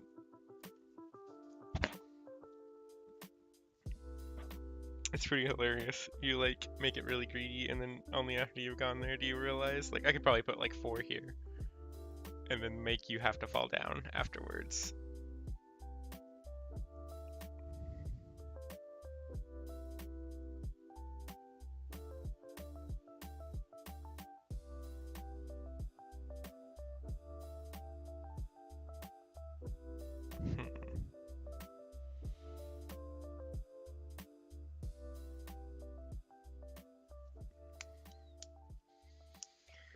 No, we're not the kind of game that wants to make you suffer. We're not Elden Ring. That's just like, fuck you. I baited you. So let's bring everything up here to more even line, so getting back is easy. Okay, fine. But you're only getting 2. I'm not giving you 4 if I'm not gonna make you fall down. I have to do everything all over again.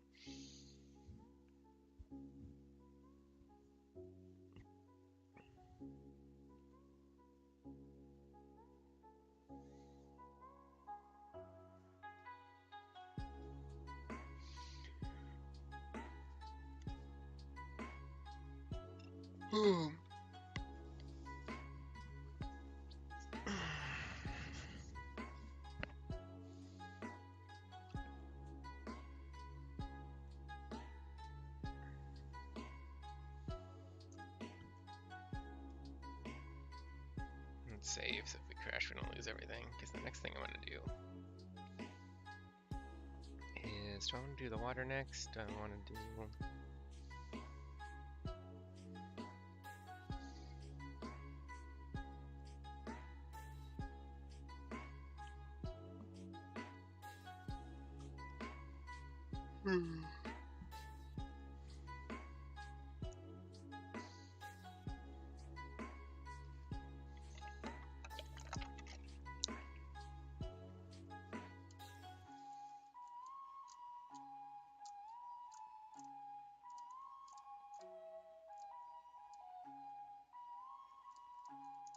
Let's see here. What am I doing next? Let's just pick a thing and go. So I'm stressing about it. You had to get it all done anyway. Water. So the problem with water right now is you can walk on top of water. But even if you do, it doesn't make any interesting sound. So I don't want you to be able to walk on water. We'll walk inside the water, and then we'll want to make some splashing, sloshing sounds, I think. So we want the water to all be about the same depth here. Just so, like, when we make a splashing sound, we can make one that's realistic for all without having to make, like, deep water splash, shallow water splash, and so forth. Oh, I think it might have been in here where there was a hole. Do we even have anything in here? Oh yeah, here we go. I can put a lot more resources in here. There's probably a hole right there. Look at the sun. Yeah, there's a hole right there. Let's fix that.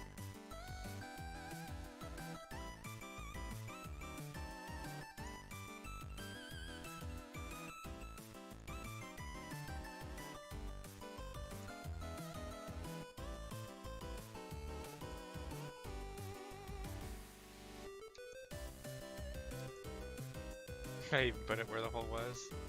Oh yeah, there are two holes. Do one there. Do one there.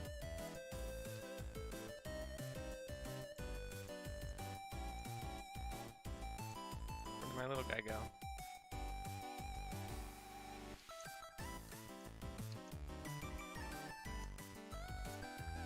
I don't know. It's not good though.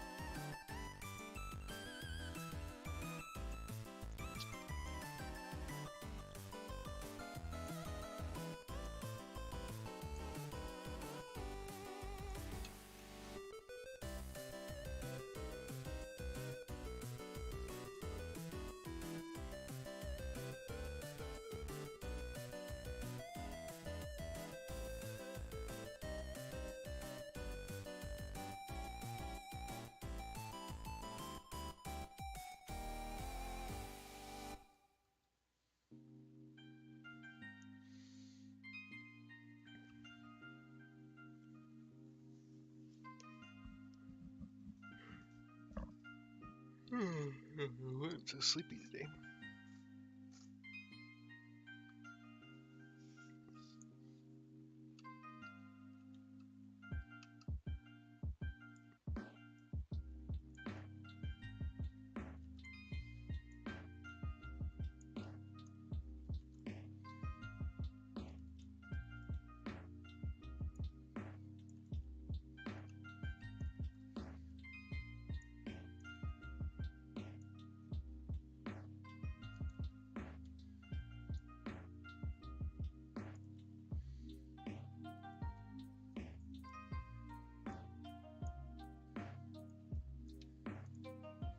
Okay, so I want to put it there, but I don't want to be over the top of the foliage, so I need to go to foliage and erase. I forget.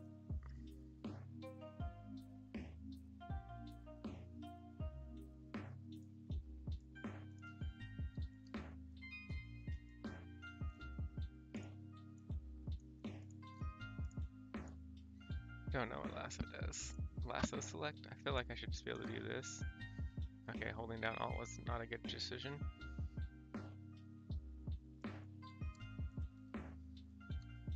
Holding down Shift, will that let me lasso? I was assuming I could just like...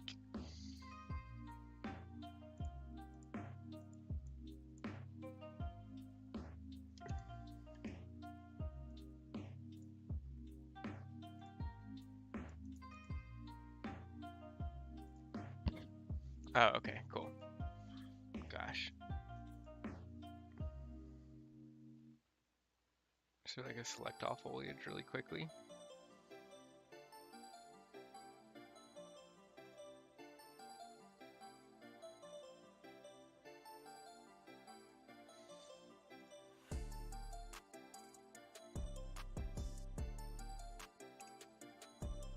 So we're just gonna get rid of that. Go back to select mode.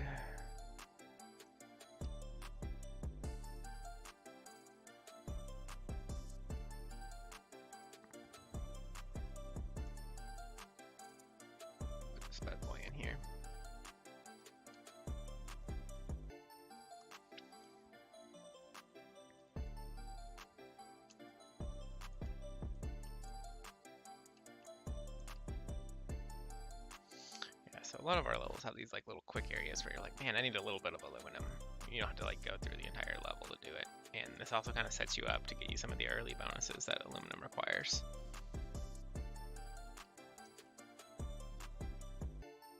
And like, shit, I can make aluminum and aluminum bars and aluminum nails and aluminum gears, and I needed all this upgrades that I've been looking forward to that required all those things, and I don't even really need that much, and these are all going to give me like 25,000, and I really only need like 5,000 per upgrade. I can go get like 7 more upgrades.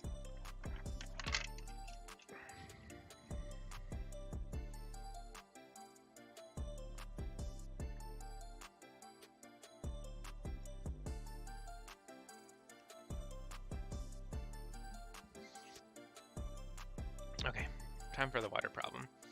So, basically what I'm going to want to do is just change the collision on these things. So, I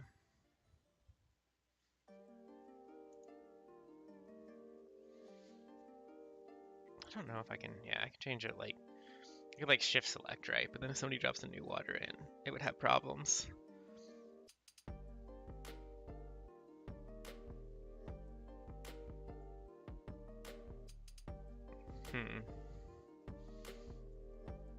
Basically, let me think. So you have the water plane, right? And anytime you cross the water plane, I probably want to like play a sound effect based on your velocity if it's high enough. So if you like fall all the way down, it's like splash. We can like change the loudness and the pitch of that splash based on that. I think Jomar would have some real good time with that. Other than that, like I want to override your footsteps, I think, at this point. I wonder if there's an easy way to do that. Or if you're in water, instead of playing the footsteps that you should play, like peed on top of stone, you play the little splashy ones instead. So that tends to make me think that really what I want to do is like convert this to a BP.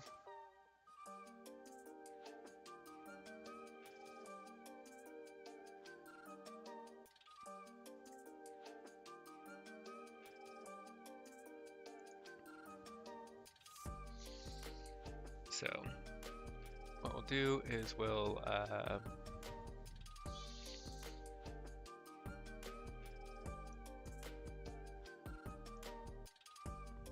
go in here to core, see if there's any place that it kind of makes sense to put. Not really.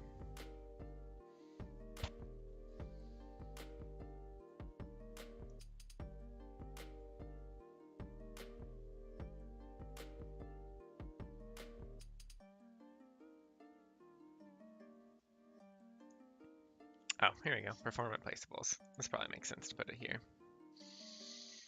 So we're going to create a blueprint class. It's just going to be an actor because we're just going to put it in the world, and we're going to put this BP water plane. We're going to open that up, and we're going to add a component, a static mesh component. And we're going to call this the water plane. And then we just pick some water here. Oh, that's not the right one. That's pretty good. What is this anyway? Oh yeah, that's cool. Not useful for us, but cool.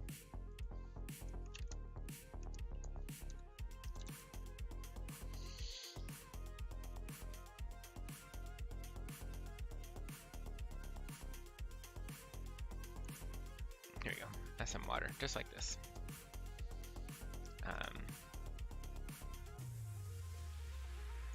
We're not going to let water planes move, so we can mark them as static for a performance boost.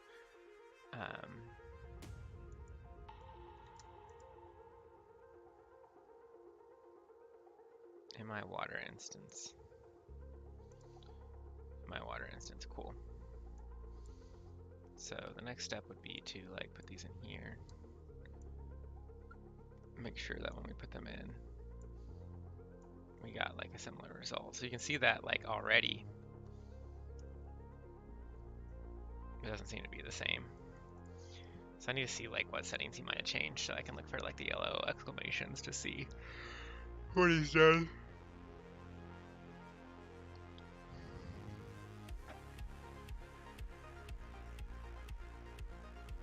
I don't know. It doesn't look like he's done anything, and it does seem like they're the same assets. So we can double check they're the same assets by clicking on it and searching. Uses that one, click on this one. Click into the water plane, search. It is using that one. My water does appear to be a lot darker than his water. Maybe there was like a shadow setting he set.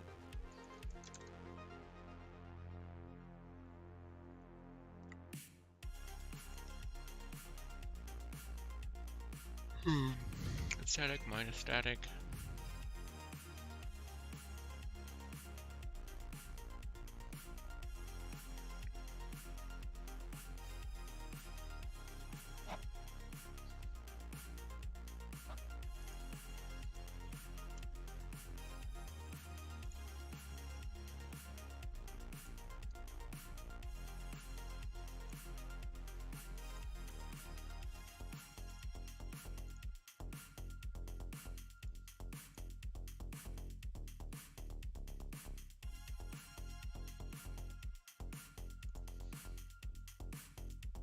Nope.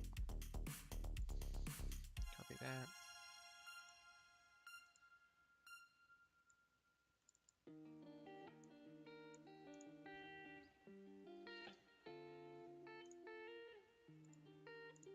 Okay, it does look the same.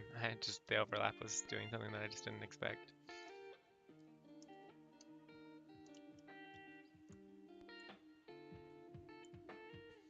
We're gonna stretch that out so we can fix that little small error that was over here.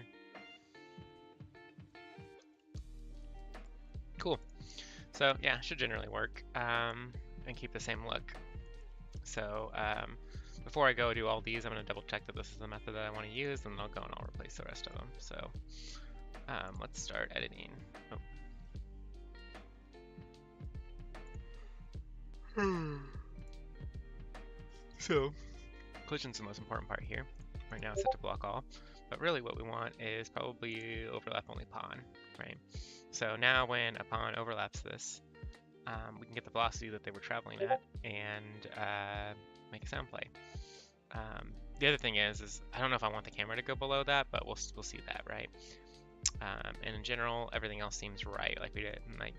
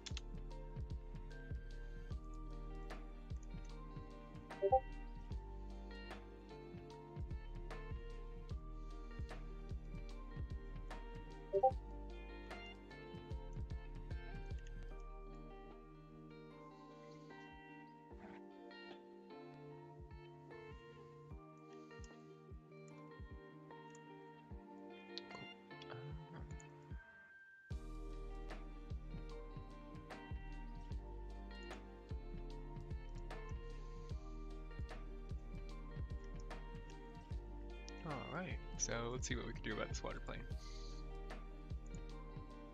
So we're going to only overlap the pawn, and it generates overlap events, so that means we can just come over here and we can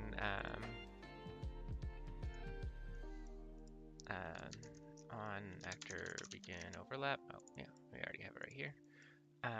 We look at this and we want to play a sound. So we take this guy and we get the velocity of it, right? And then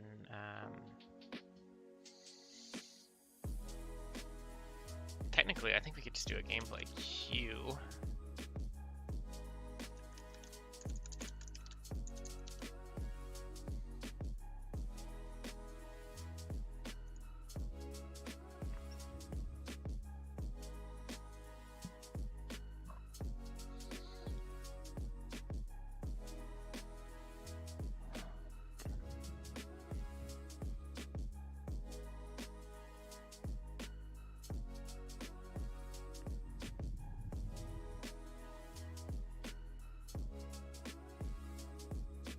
So ability actors could do that.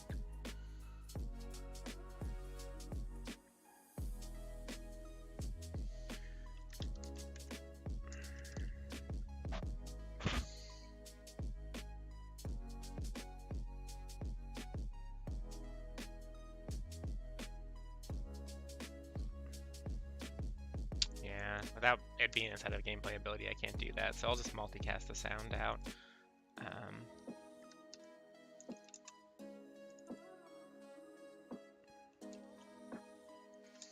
So we'll need a custom event, and we'll call this multicast splash. And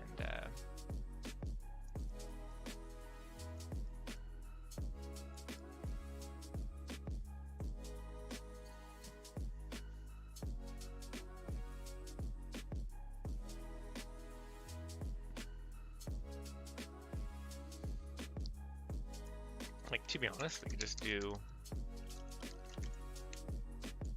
this, and then we could pass the actor that's splashing.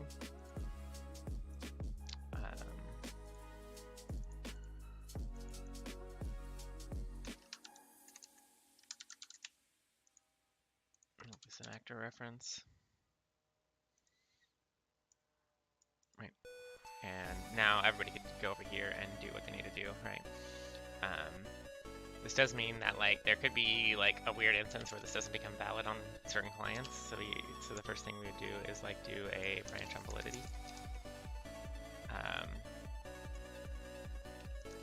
Valid. Oh, I'm not in context sensitive. Like, I have so many options. So you know, if I multicast and you're aware of the actor, then you're able to do all this stuff, right? So we can like get velocity of the actor, and then we can say like play sound at location.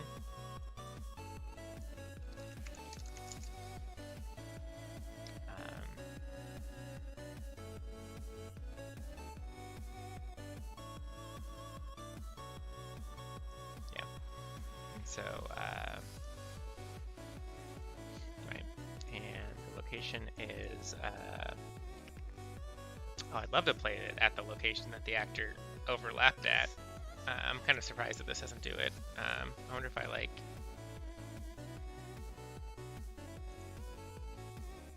Yeah, here's like a much better result, right?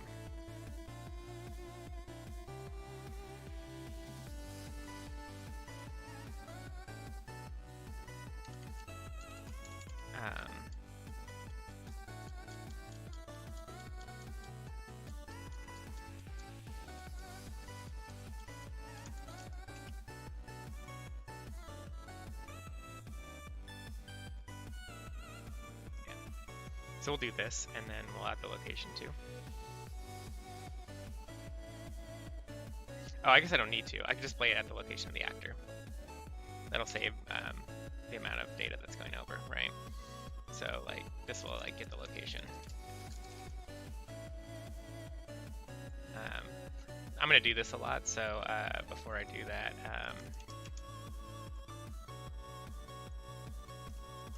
what we're gonna do is we're gonna promote this to a variable. Say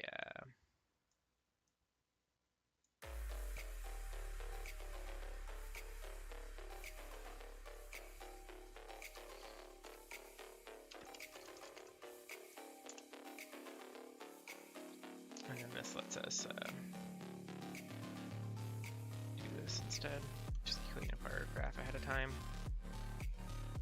So we know that we're going to do something with velocity to determine like if the sound should even play. And then when we do play it, we're going to play it at the actor's location.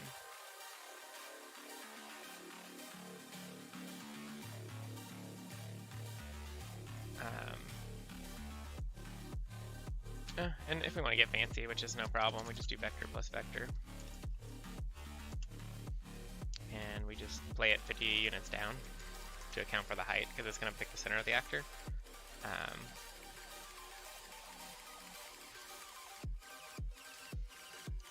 Say, play below the actor a bit.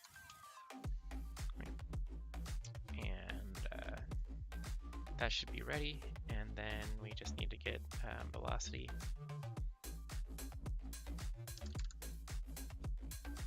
I don't like the magnitude.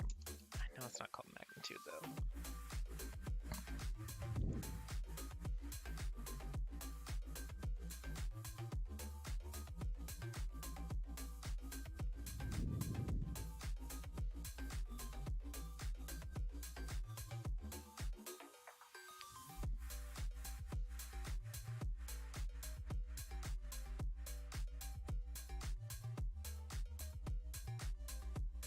Oh, so one thing I want to think about,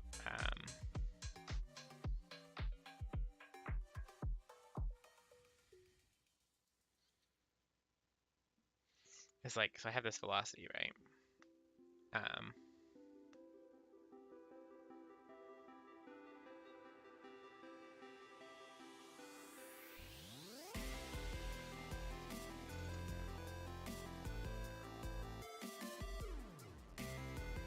You know what? I can make this a lot easier by, so I don't really care if this isn't a pond. I don't want it to make a splash.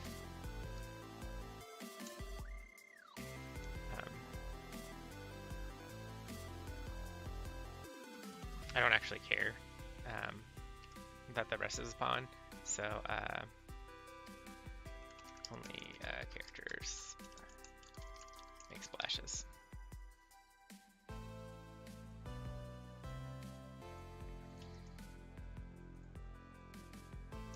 Because I don't want to get any other sound. Like if we ever make anything, if like the bomb hits the water, I don't really think I want it to make the same splash. So I need to like go and figure that out later. So we'll just solve that, and this will like stop like if a whole bunch of actors start crossing. Like let's say there's a bullet actor ever, somebody makes one of the projectiles like actually an actor, and like all these bullets are hitting the water, it won't sound like a person's hitting the water at like 1,000,000,000 miles an hour.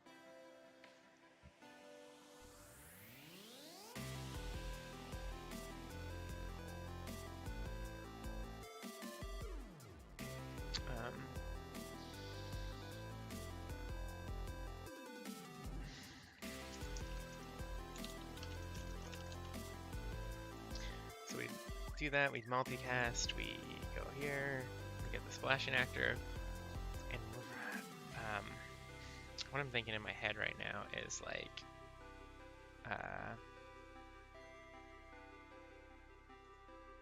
just open up the program again, so let's say, oh gosh, my cursor is so small. Okay, so we have the water's blue, right? And then the actor's coming in at some kind of velocity, right? The big question is like, I know I want it, if it hits on the z-axis, I want it to make a splashing sound, right? And the z-axis is very important to like how loud that splash would be. But say the player like shifted and like skidded on the water, you know, and came in at this angle, like how loud should the splash be? So I'm just kind of trying to think like what happens in real life when this happens.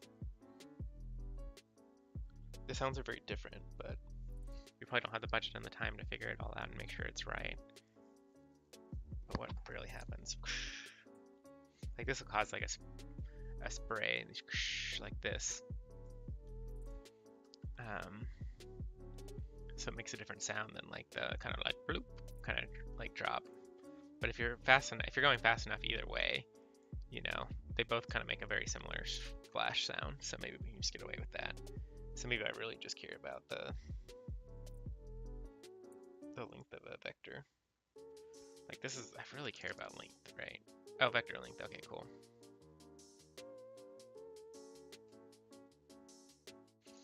So since I don't really care about the exactness, I can leave it squared, so I don't have to worry about running square roots. This should be a little bit more performant.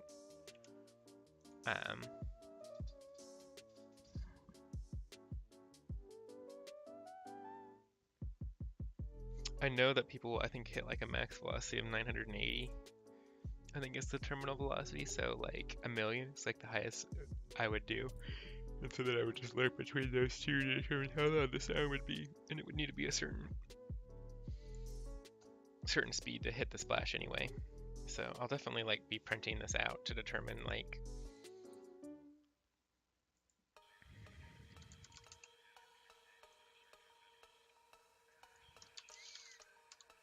So just to make it more readable for now, I'm just going to get the vector length, and then we can convert it over to squares later.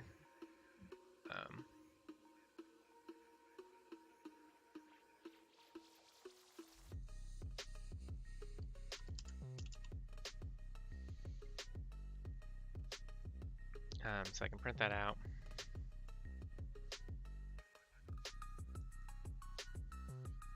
And then based on that, I can play a sound.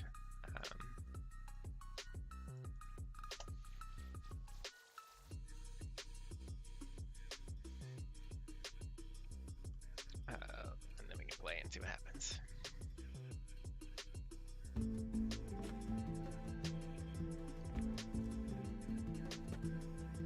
Yeah, so you can see here, I'm kind of like hitting. And you can see here, like here's part of the problem too. For whatever reason, I'm kind of like overlapping and unoverlapping with the plane, which is a bit strange. So planes might have some weird overlap. So I might want to create like an overlap box instead of using the plane directly as the overlap. Because like I don't want it to play all the time. And this also tends to make me think that I'm not going to play on the horizontal movement because I can get just the Z. So like if I was to like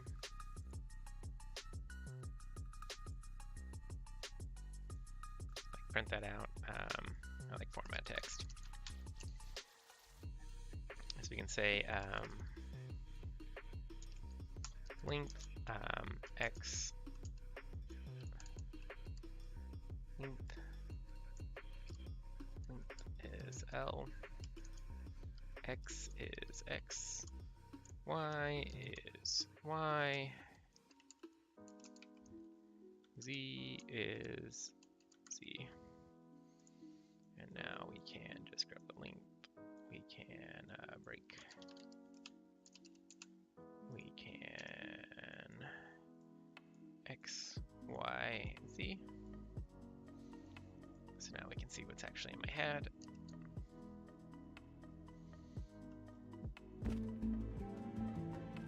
As I'm kind of walking around. Oh, did I not set the print up? Yep, did all that work, didn't actually set it.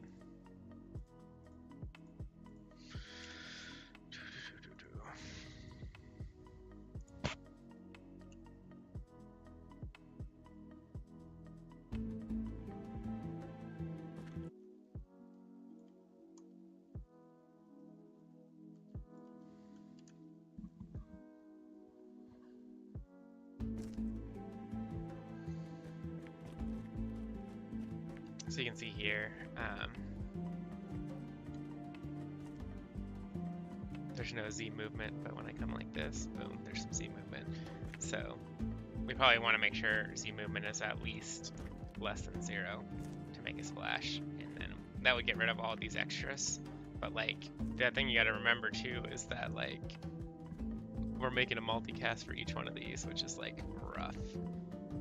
So I also need to see what's causing that to happen. So it must not like remember that I'm overlapping it for some reason. So like I probably need to like come in here and like create a box collision, right? And then like line this up nicely. So my thinking is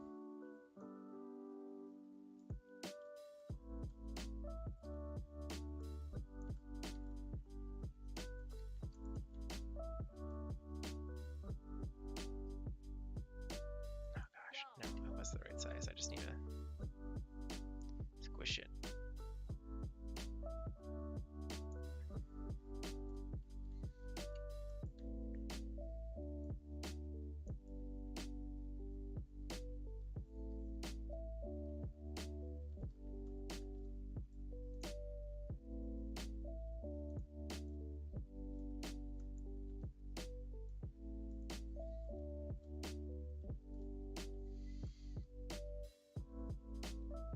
What am I doing? I could do this a lot smarter. Okay, so the smarter way to do this is leave everything at 1, right? And then we can figure out what the box is. We want to use box extent instead. It also gives us like a nice number, so it looks like maybe the box extent should be like about 48.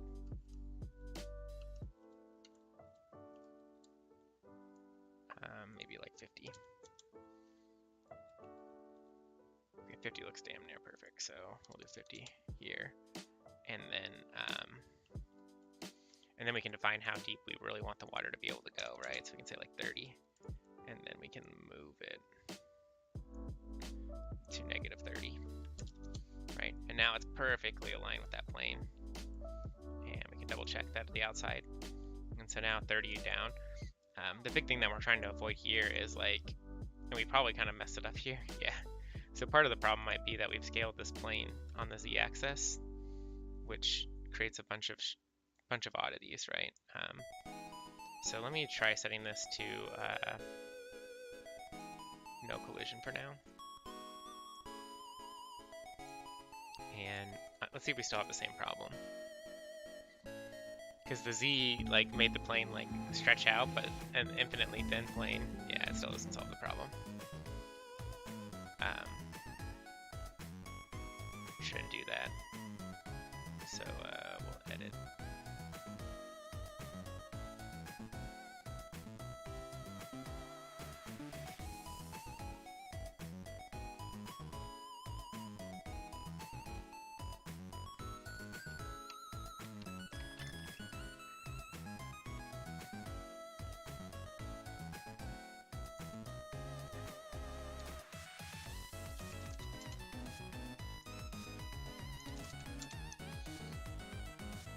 So now we're going to have the same thing where we overlap only pond. And we're going to take this guy and we're going to say it doesn't have collision anymore.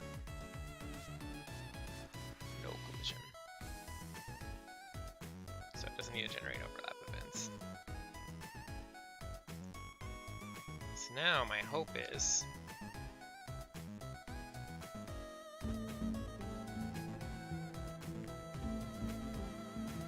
now you can see I'm not trading events all the time because it's not an infinitely thin plane, so it doesn't read me as like constantly overlapping and not overlapping with the plane. Like we could get some weird spots where we kind of like step in and out like this. But overall, like I'm not gonna like fire the event like multiple times, right? So now we can do this. Oh wow, that was 0. Walking off this is just 0. Yeah, nice, because it's a step up distance, so when you step down, it doesn't take the step down velocity. But if I fall off slowly,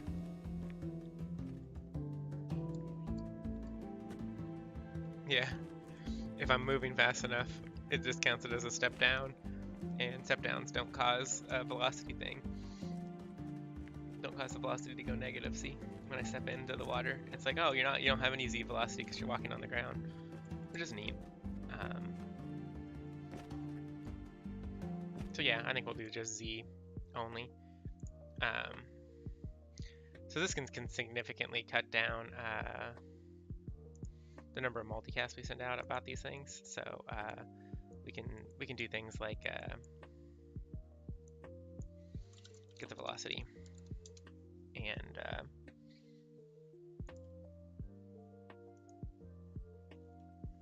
well, this actor does exist, right? On everybody, so I don't even think I need a multicast for it to work.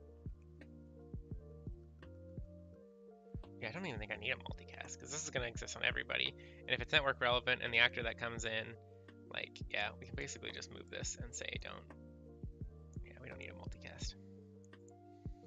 Which means that we can be a little bit more aggressive about like what we're evaluating. I do still want to check for validity.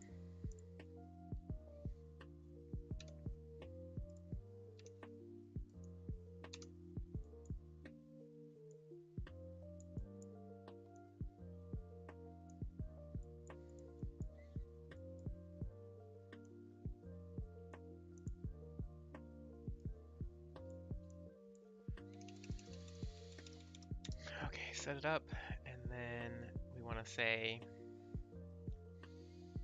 if this is greater than less than less than 0.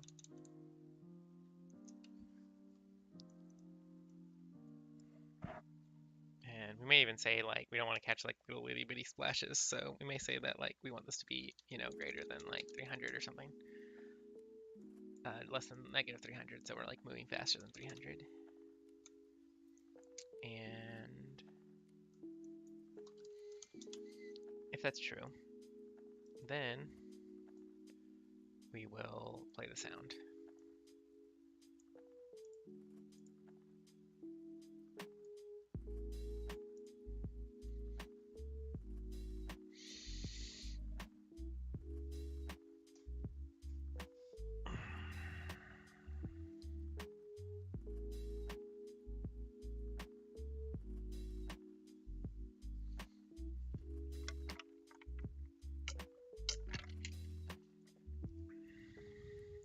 So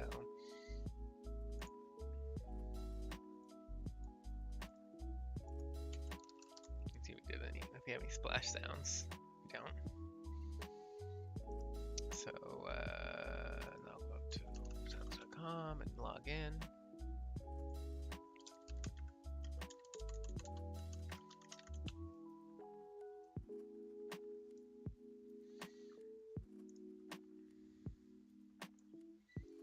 Log in over here so you guys can't see.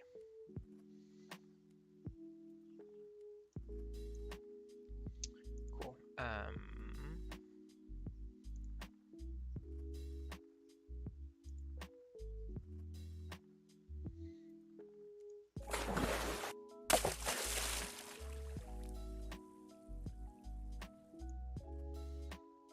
So we got lots of sounds here. Oh, we got lots of skims. We could even like, so we don't have the time to do it, but yeah, we probably do. So the only thing I don't like about these sounds is like you need to like,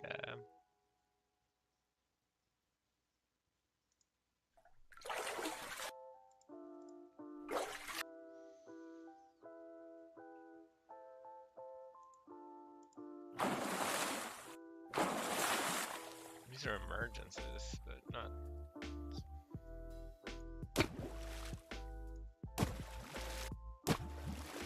This one's pretty good.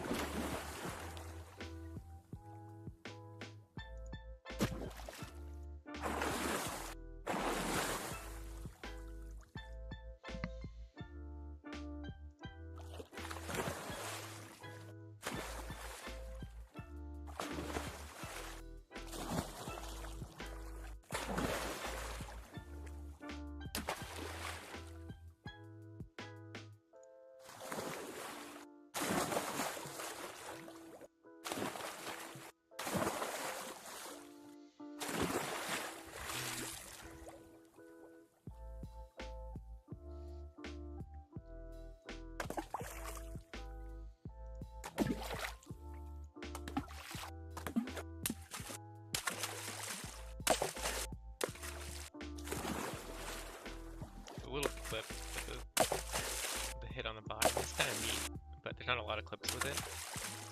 Most of the time they're able to avoid that.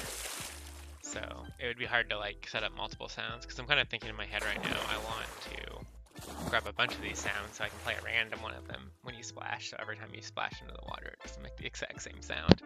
Give a little bit more life to the game. So I think I just start downloading the ones I like. I have tons of 5800 because I subscribe, but I don't really.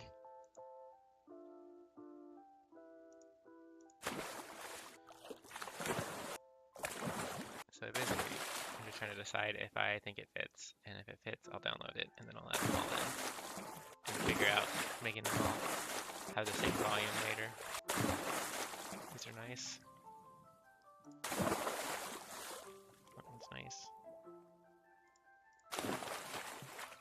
That weird secondary sound.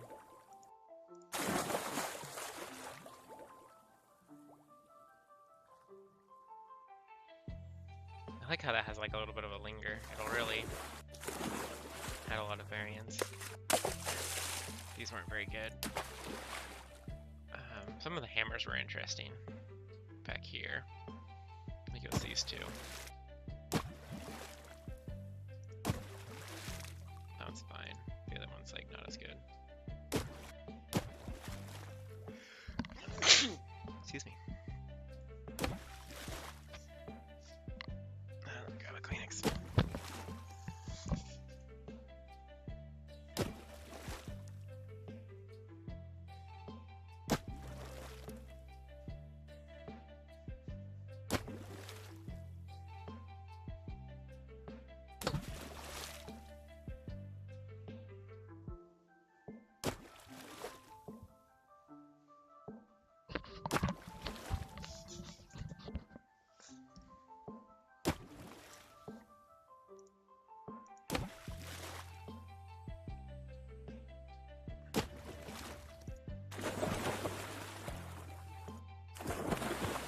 All these dies have too much reverberation to really be kind of what we're after.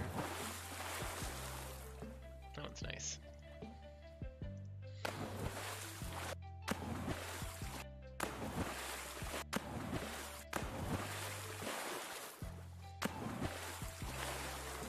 I don't like the secondary splash there. I just feel like it doesn't fit very well.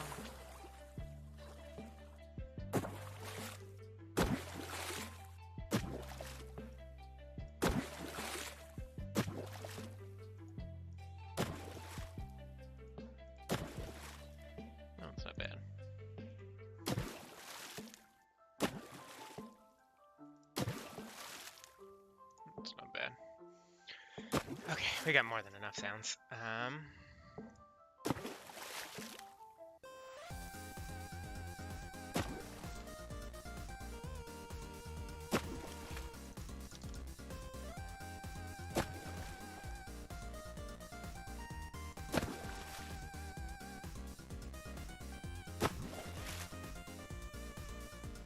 Just grab all these bad boys, throw them in here.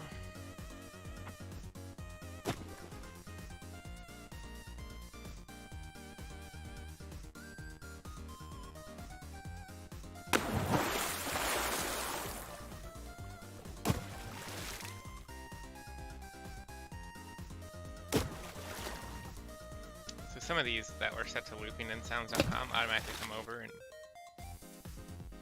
Oh, no, that's not looping. It's just got multiple splashes. So I might get rid of those. I don't think I want to get into dealing with that right now. Just get rid of them. There's only 2 of them. I would need to take these into Audacity and clean them up and then re-import them. But we can keep these as is.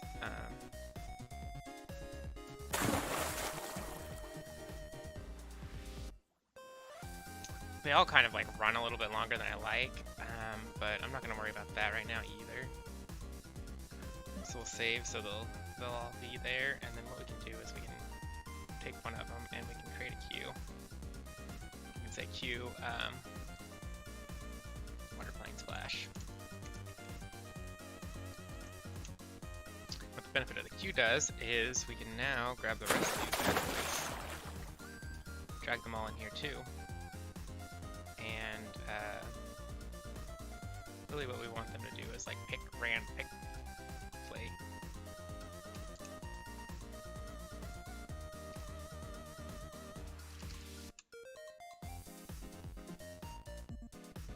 Alright, so we just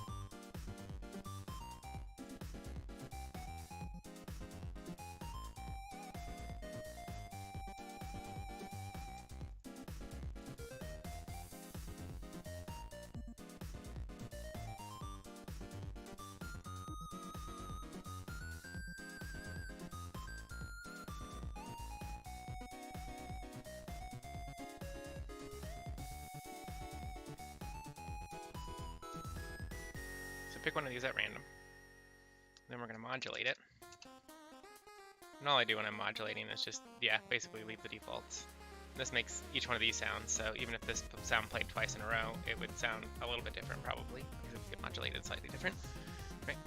And then we're going to turn my music off for just a second here. And what we're going to do here is we're going to play the notes, and we want them all to be about the same sound. So all of them except for this one is about the same sound. So what I can do is I can go into this one and turn its sound down to get it about the same. So I'm gonna try 30% to start. Okay, I think a little bit less. Let's try 6.5.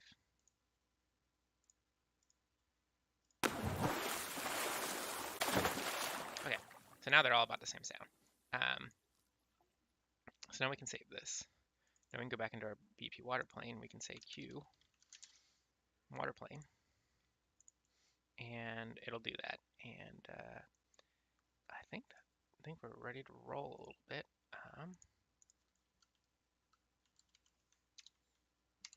Now, if you go into this bad boy, it plays the sound.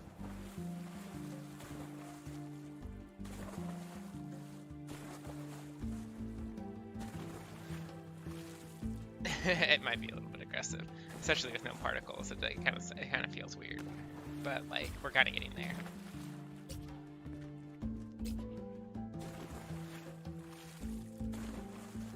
Like we'd need yeah. I just feel like.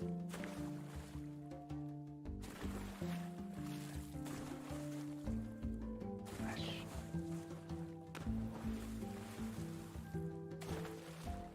Yeah. So now we just need water particles, I think, and it's not terrible. And we can adjust based on like how hard you land into it.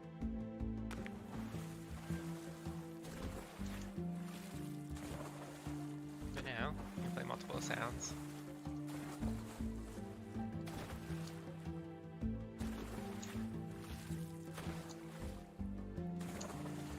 I'm starting to think if like a really loud, these kind of louder splashes are even great to fits, because even with particles, yeah, I mean we'll solve that problem when we get to it. We can do it, right? So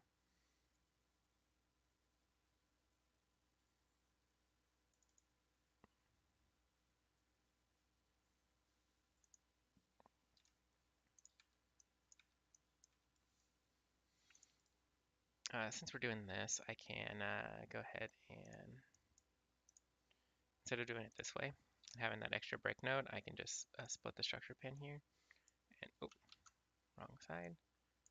Put that right there. Clean this graph up. We're just trying to get to a clean point. So really, what I would love to do is like, you know, to do just volume multiplier by z velocity. Right, and then we can do a little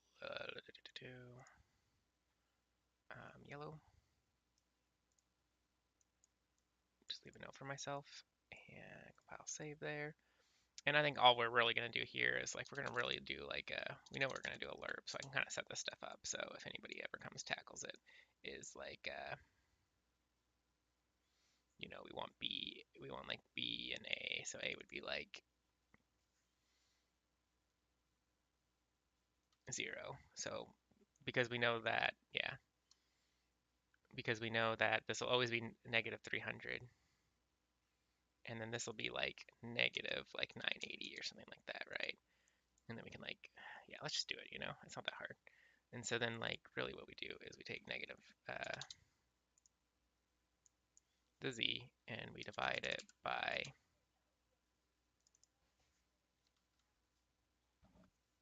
980, because it's negative, right? If we divide it by the negative 980, we would turn it positive, and this would no longer be correct. I guess technically we could divide it by negative 980. We know that the thing is going to become positive, and then this could be 980 instead, which is like going to be what we believe our max fall speed to be. And we do this. So as we approach, we play the sound at the full volume. So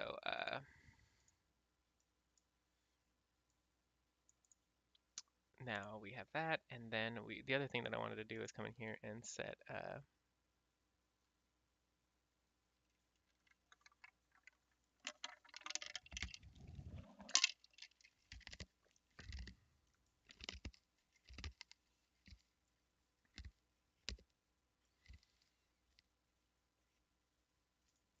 I think this one will want to be more long range, so you can hear somebody fell down. It would be funny. So, and we can increase the volume of the entire queue, so that'll increase the volume of everything all at once, so we won't lose it. We can go try to fall from like a really high height and see what happens.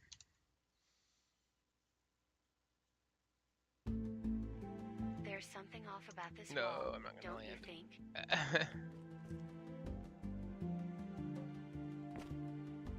What?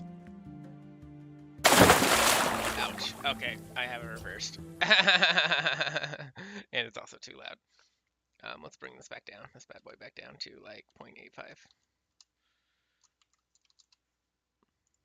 And so as this approaches 1, as this approaches a higher value.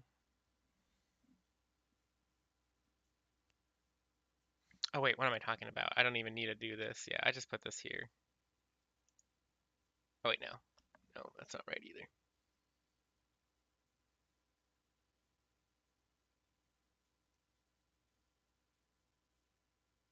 So if my z velocity is 0, then it's 1. Oh, this is 980 block. Oh gosh, what am I thinking? I don't even need a lerp, right? Because I'm already doing the lerp right here, basically, essentially, right? So the negative will turn the number positive, right? And if this number is 0, it'll equate to 0. And if I'm at my fastest speed, 980, yeah, I was playing. Maybe I don't need to turn down the sound because yeah, I was playing at a 980 volume multiplayer.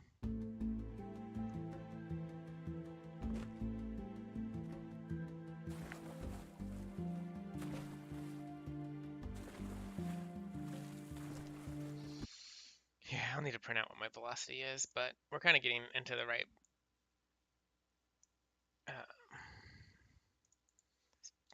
sphere here. So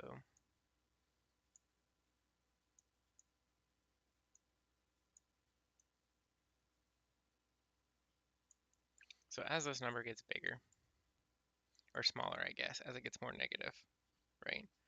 I'm going to divide it. And it's going to move away from 0 to 1-ish, right? And we can just print this too to make sure that I think I have it backwards, but I'm not really sure why.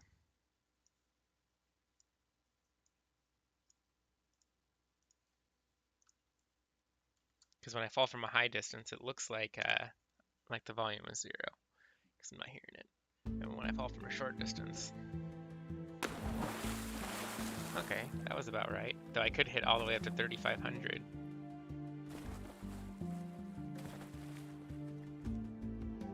Yeah, I can go all the way up to 3,500. I wonder what my max velocity is. Yeah.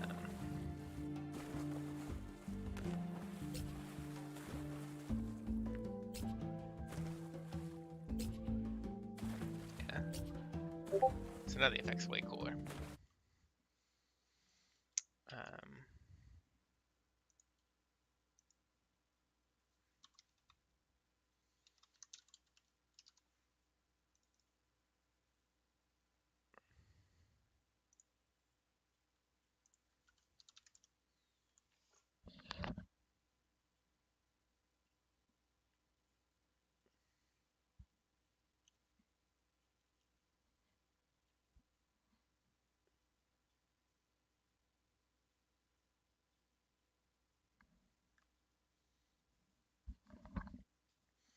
Okay, so we do actually want the lerp then. That's an easy way to solve it, is we just take the lerp and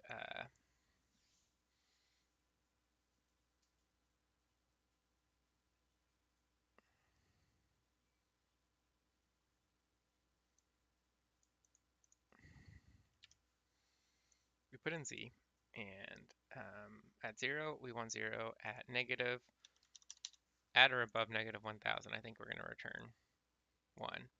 So now I think even if we fall, I'm not really sure how lerp handles like over running it. I don't think alpha can go greater than 1, so I think it'll just give me 1.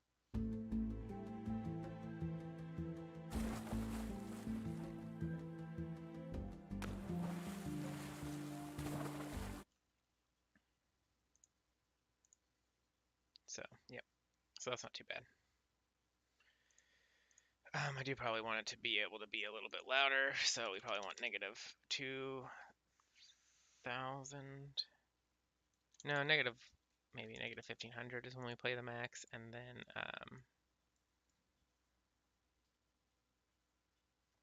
we can turn this loudness back up to a more appropriate number. I think maybe like 1.25. The biggest thing is probably get it right for when I'm jumping and it sounds close, and then everything else we can figure out after based off that. That feels about right. And then if we were to fall from a high distance,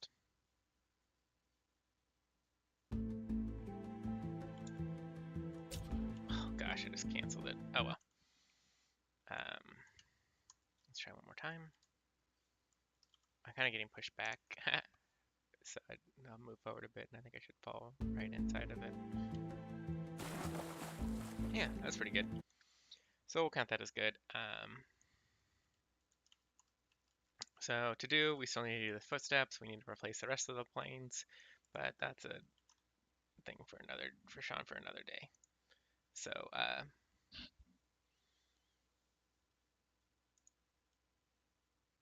what I'll do is I'll submit to source control. I do want to save those changes. And double check that everything in here is stuff that I want, and then be like level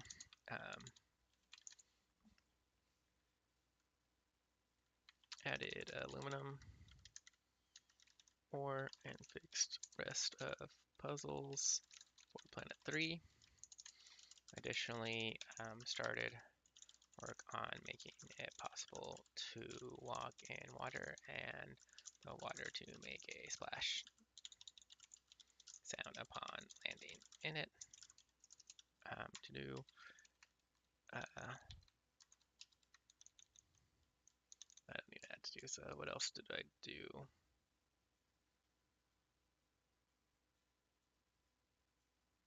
Fixed a bunch of holes in the map as well.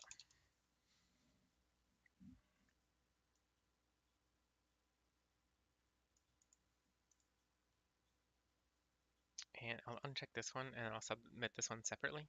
So I can because this is already getting long. So I should have submitted this when I finished it.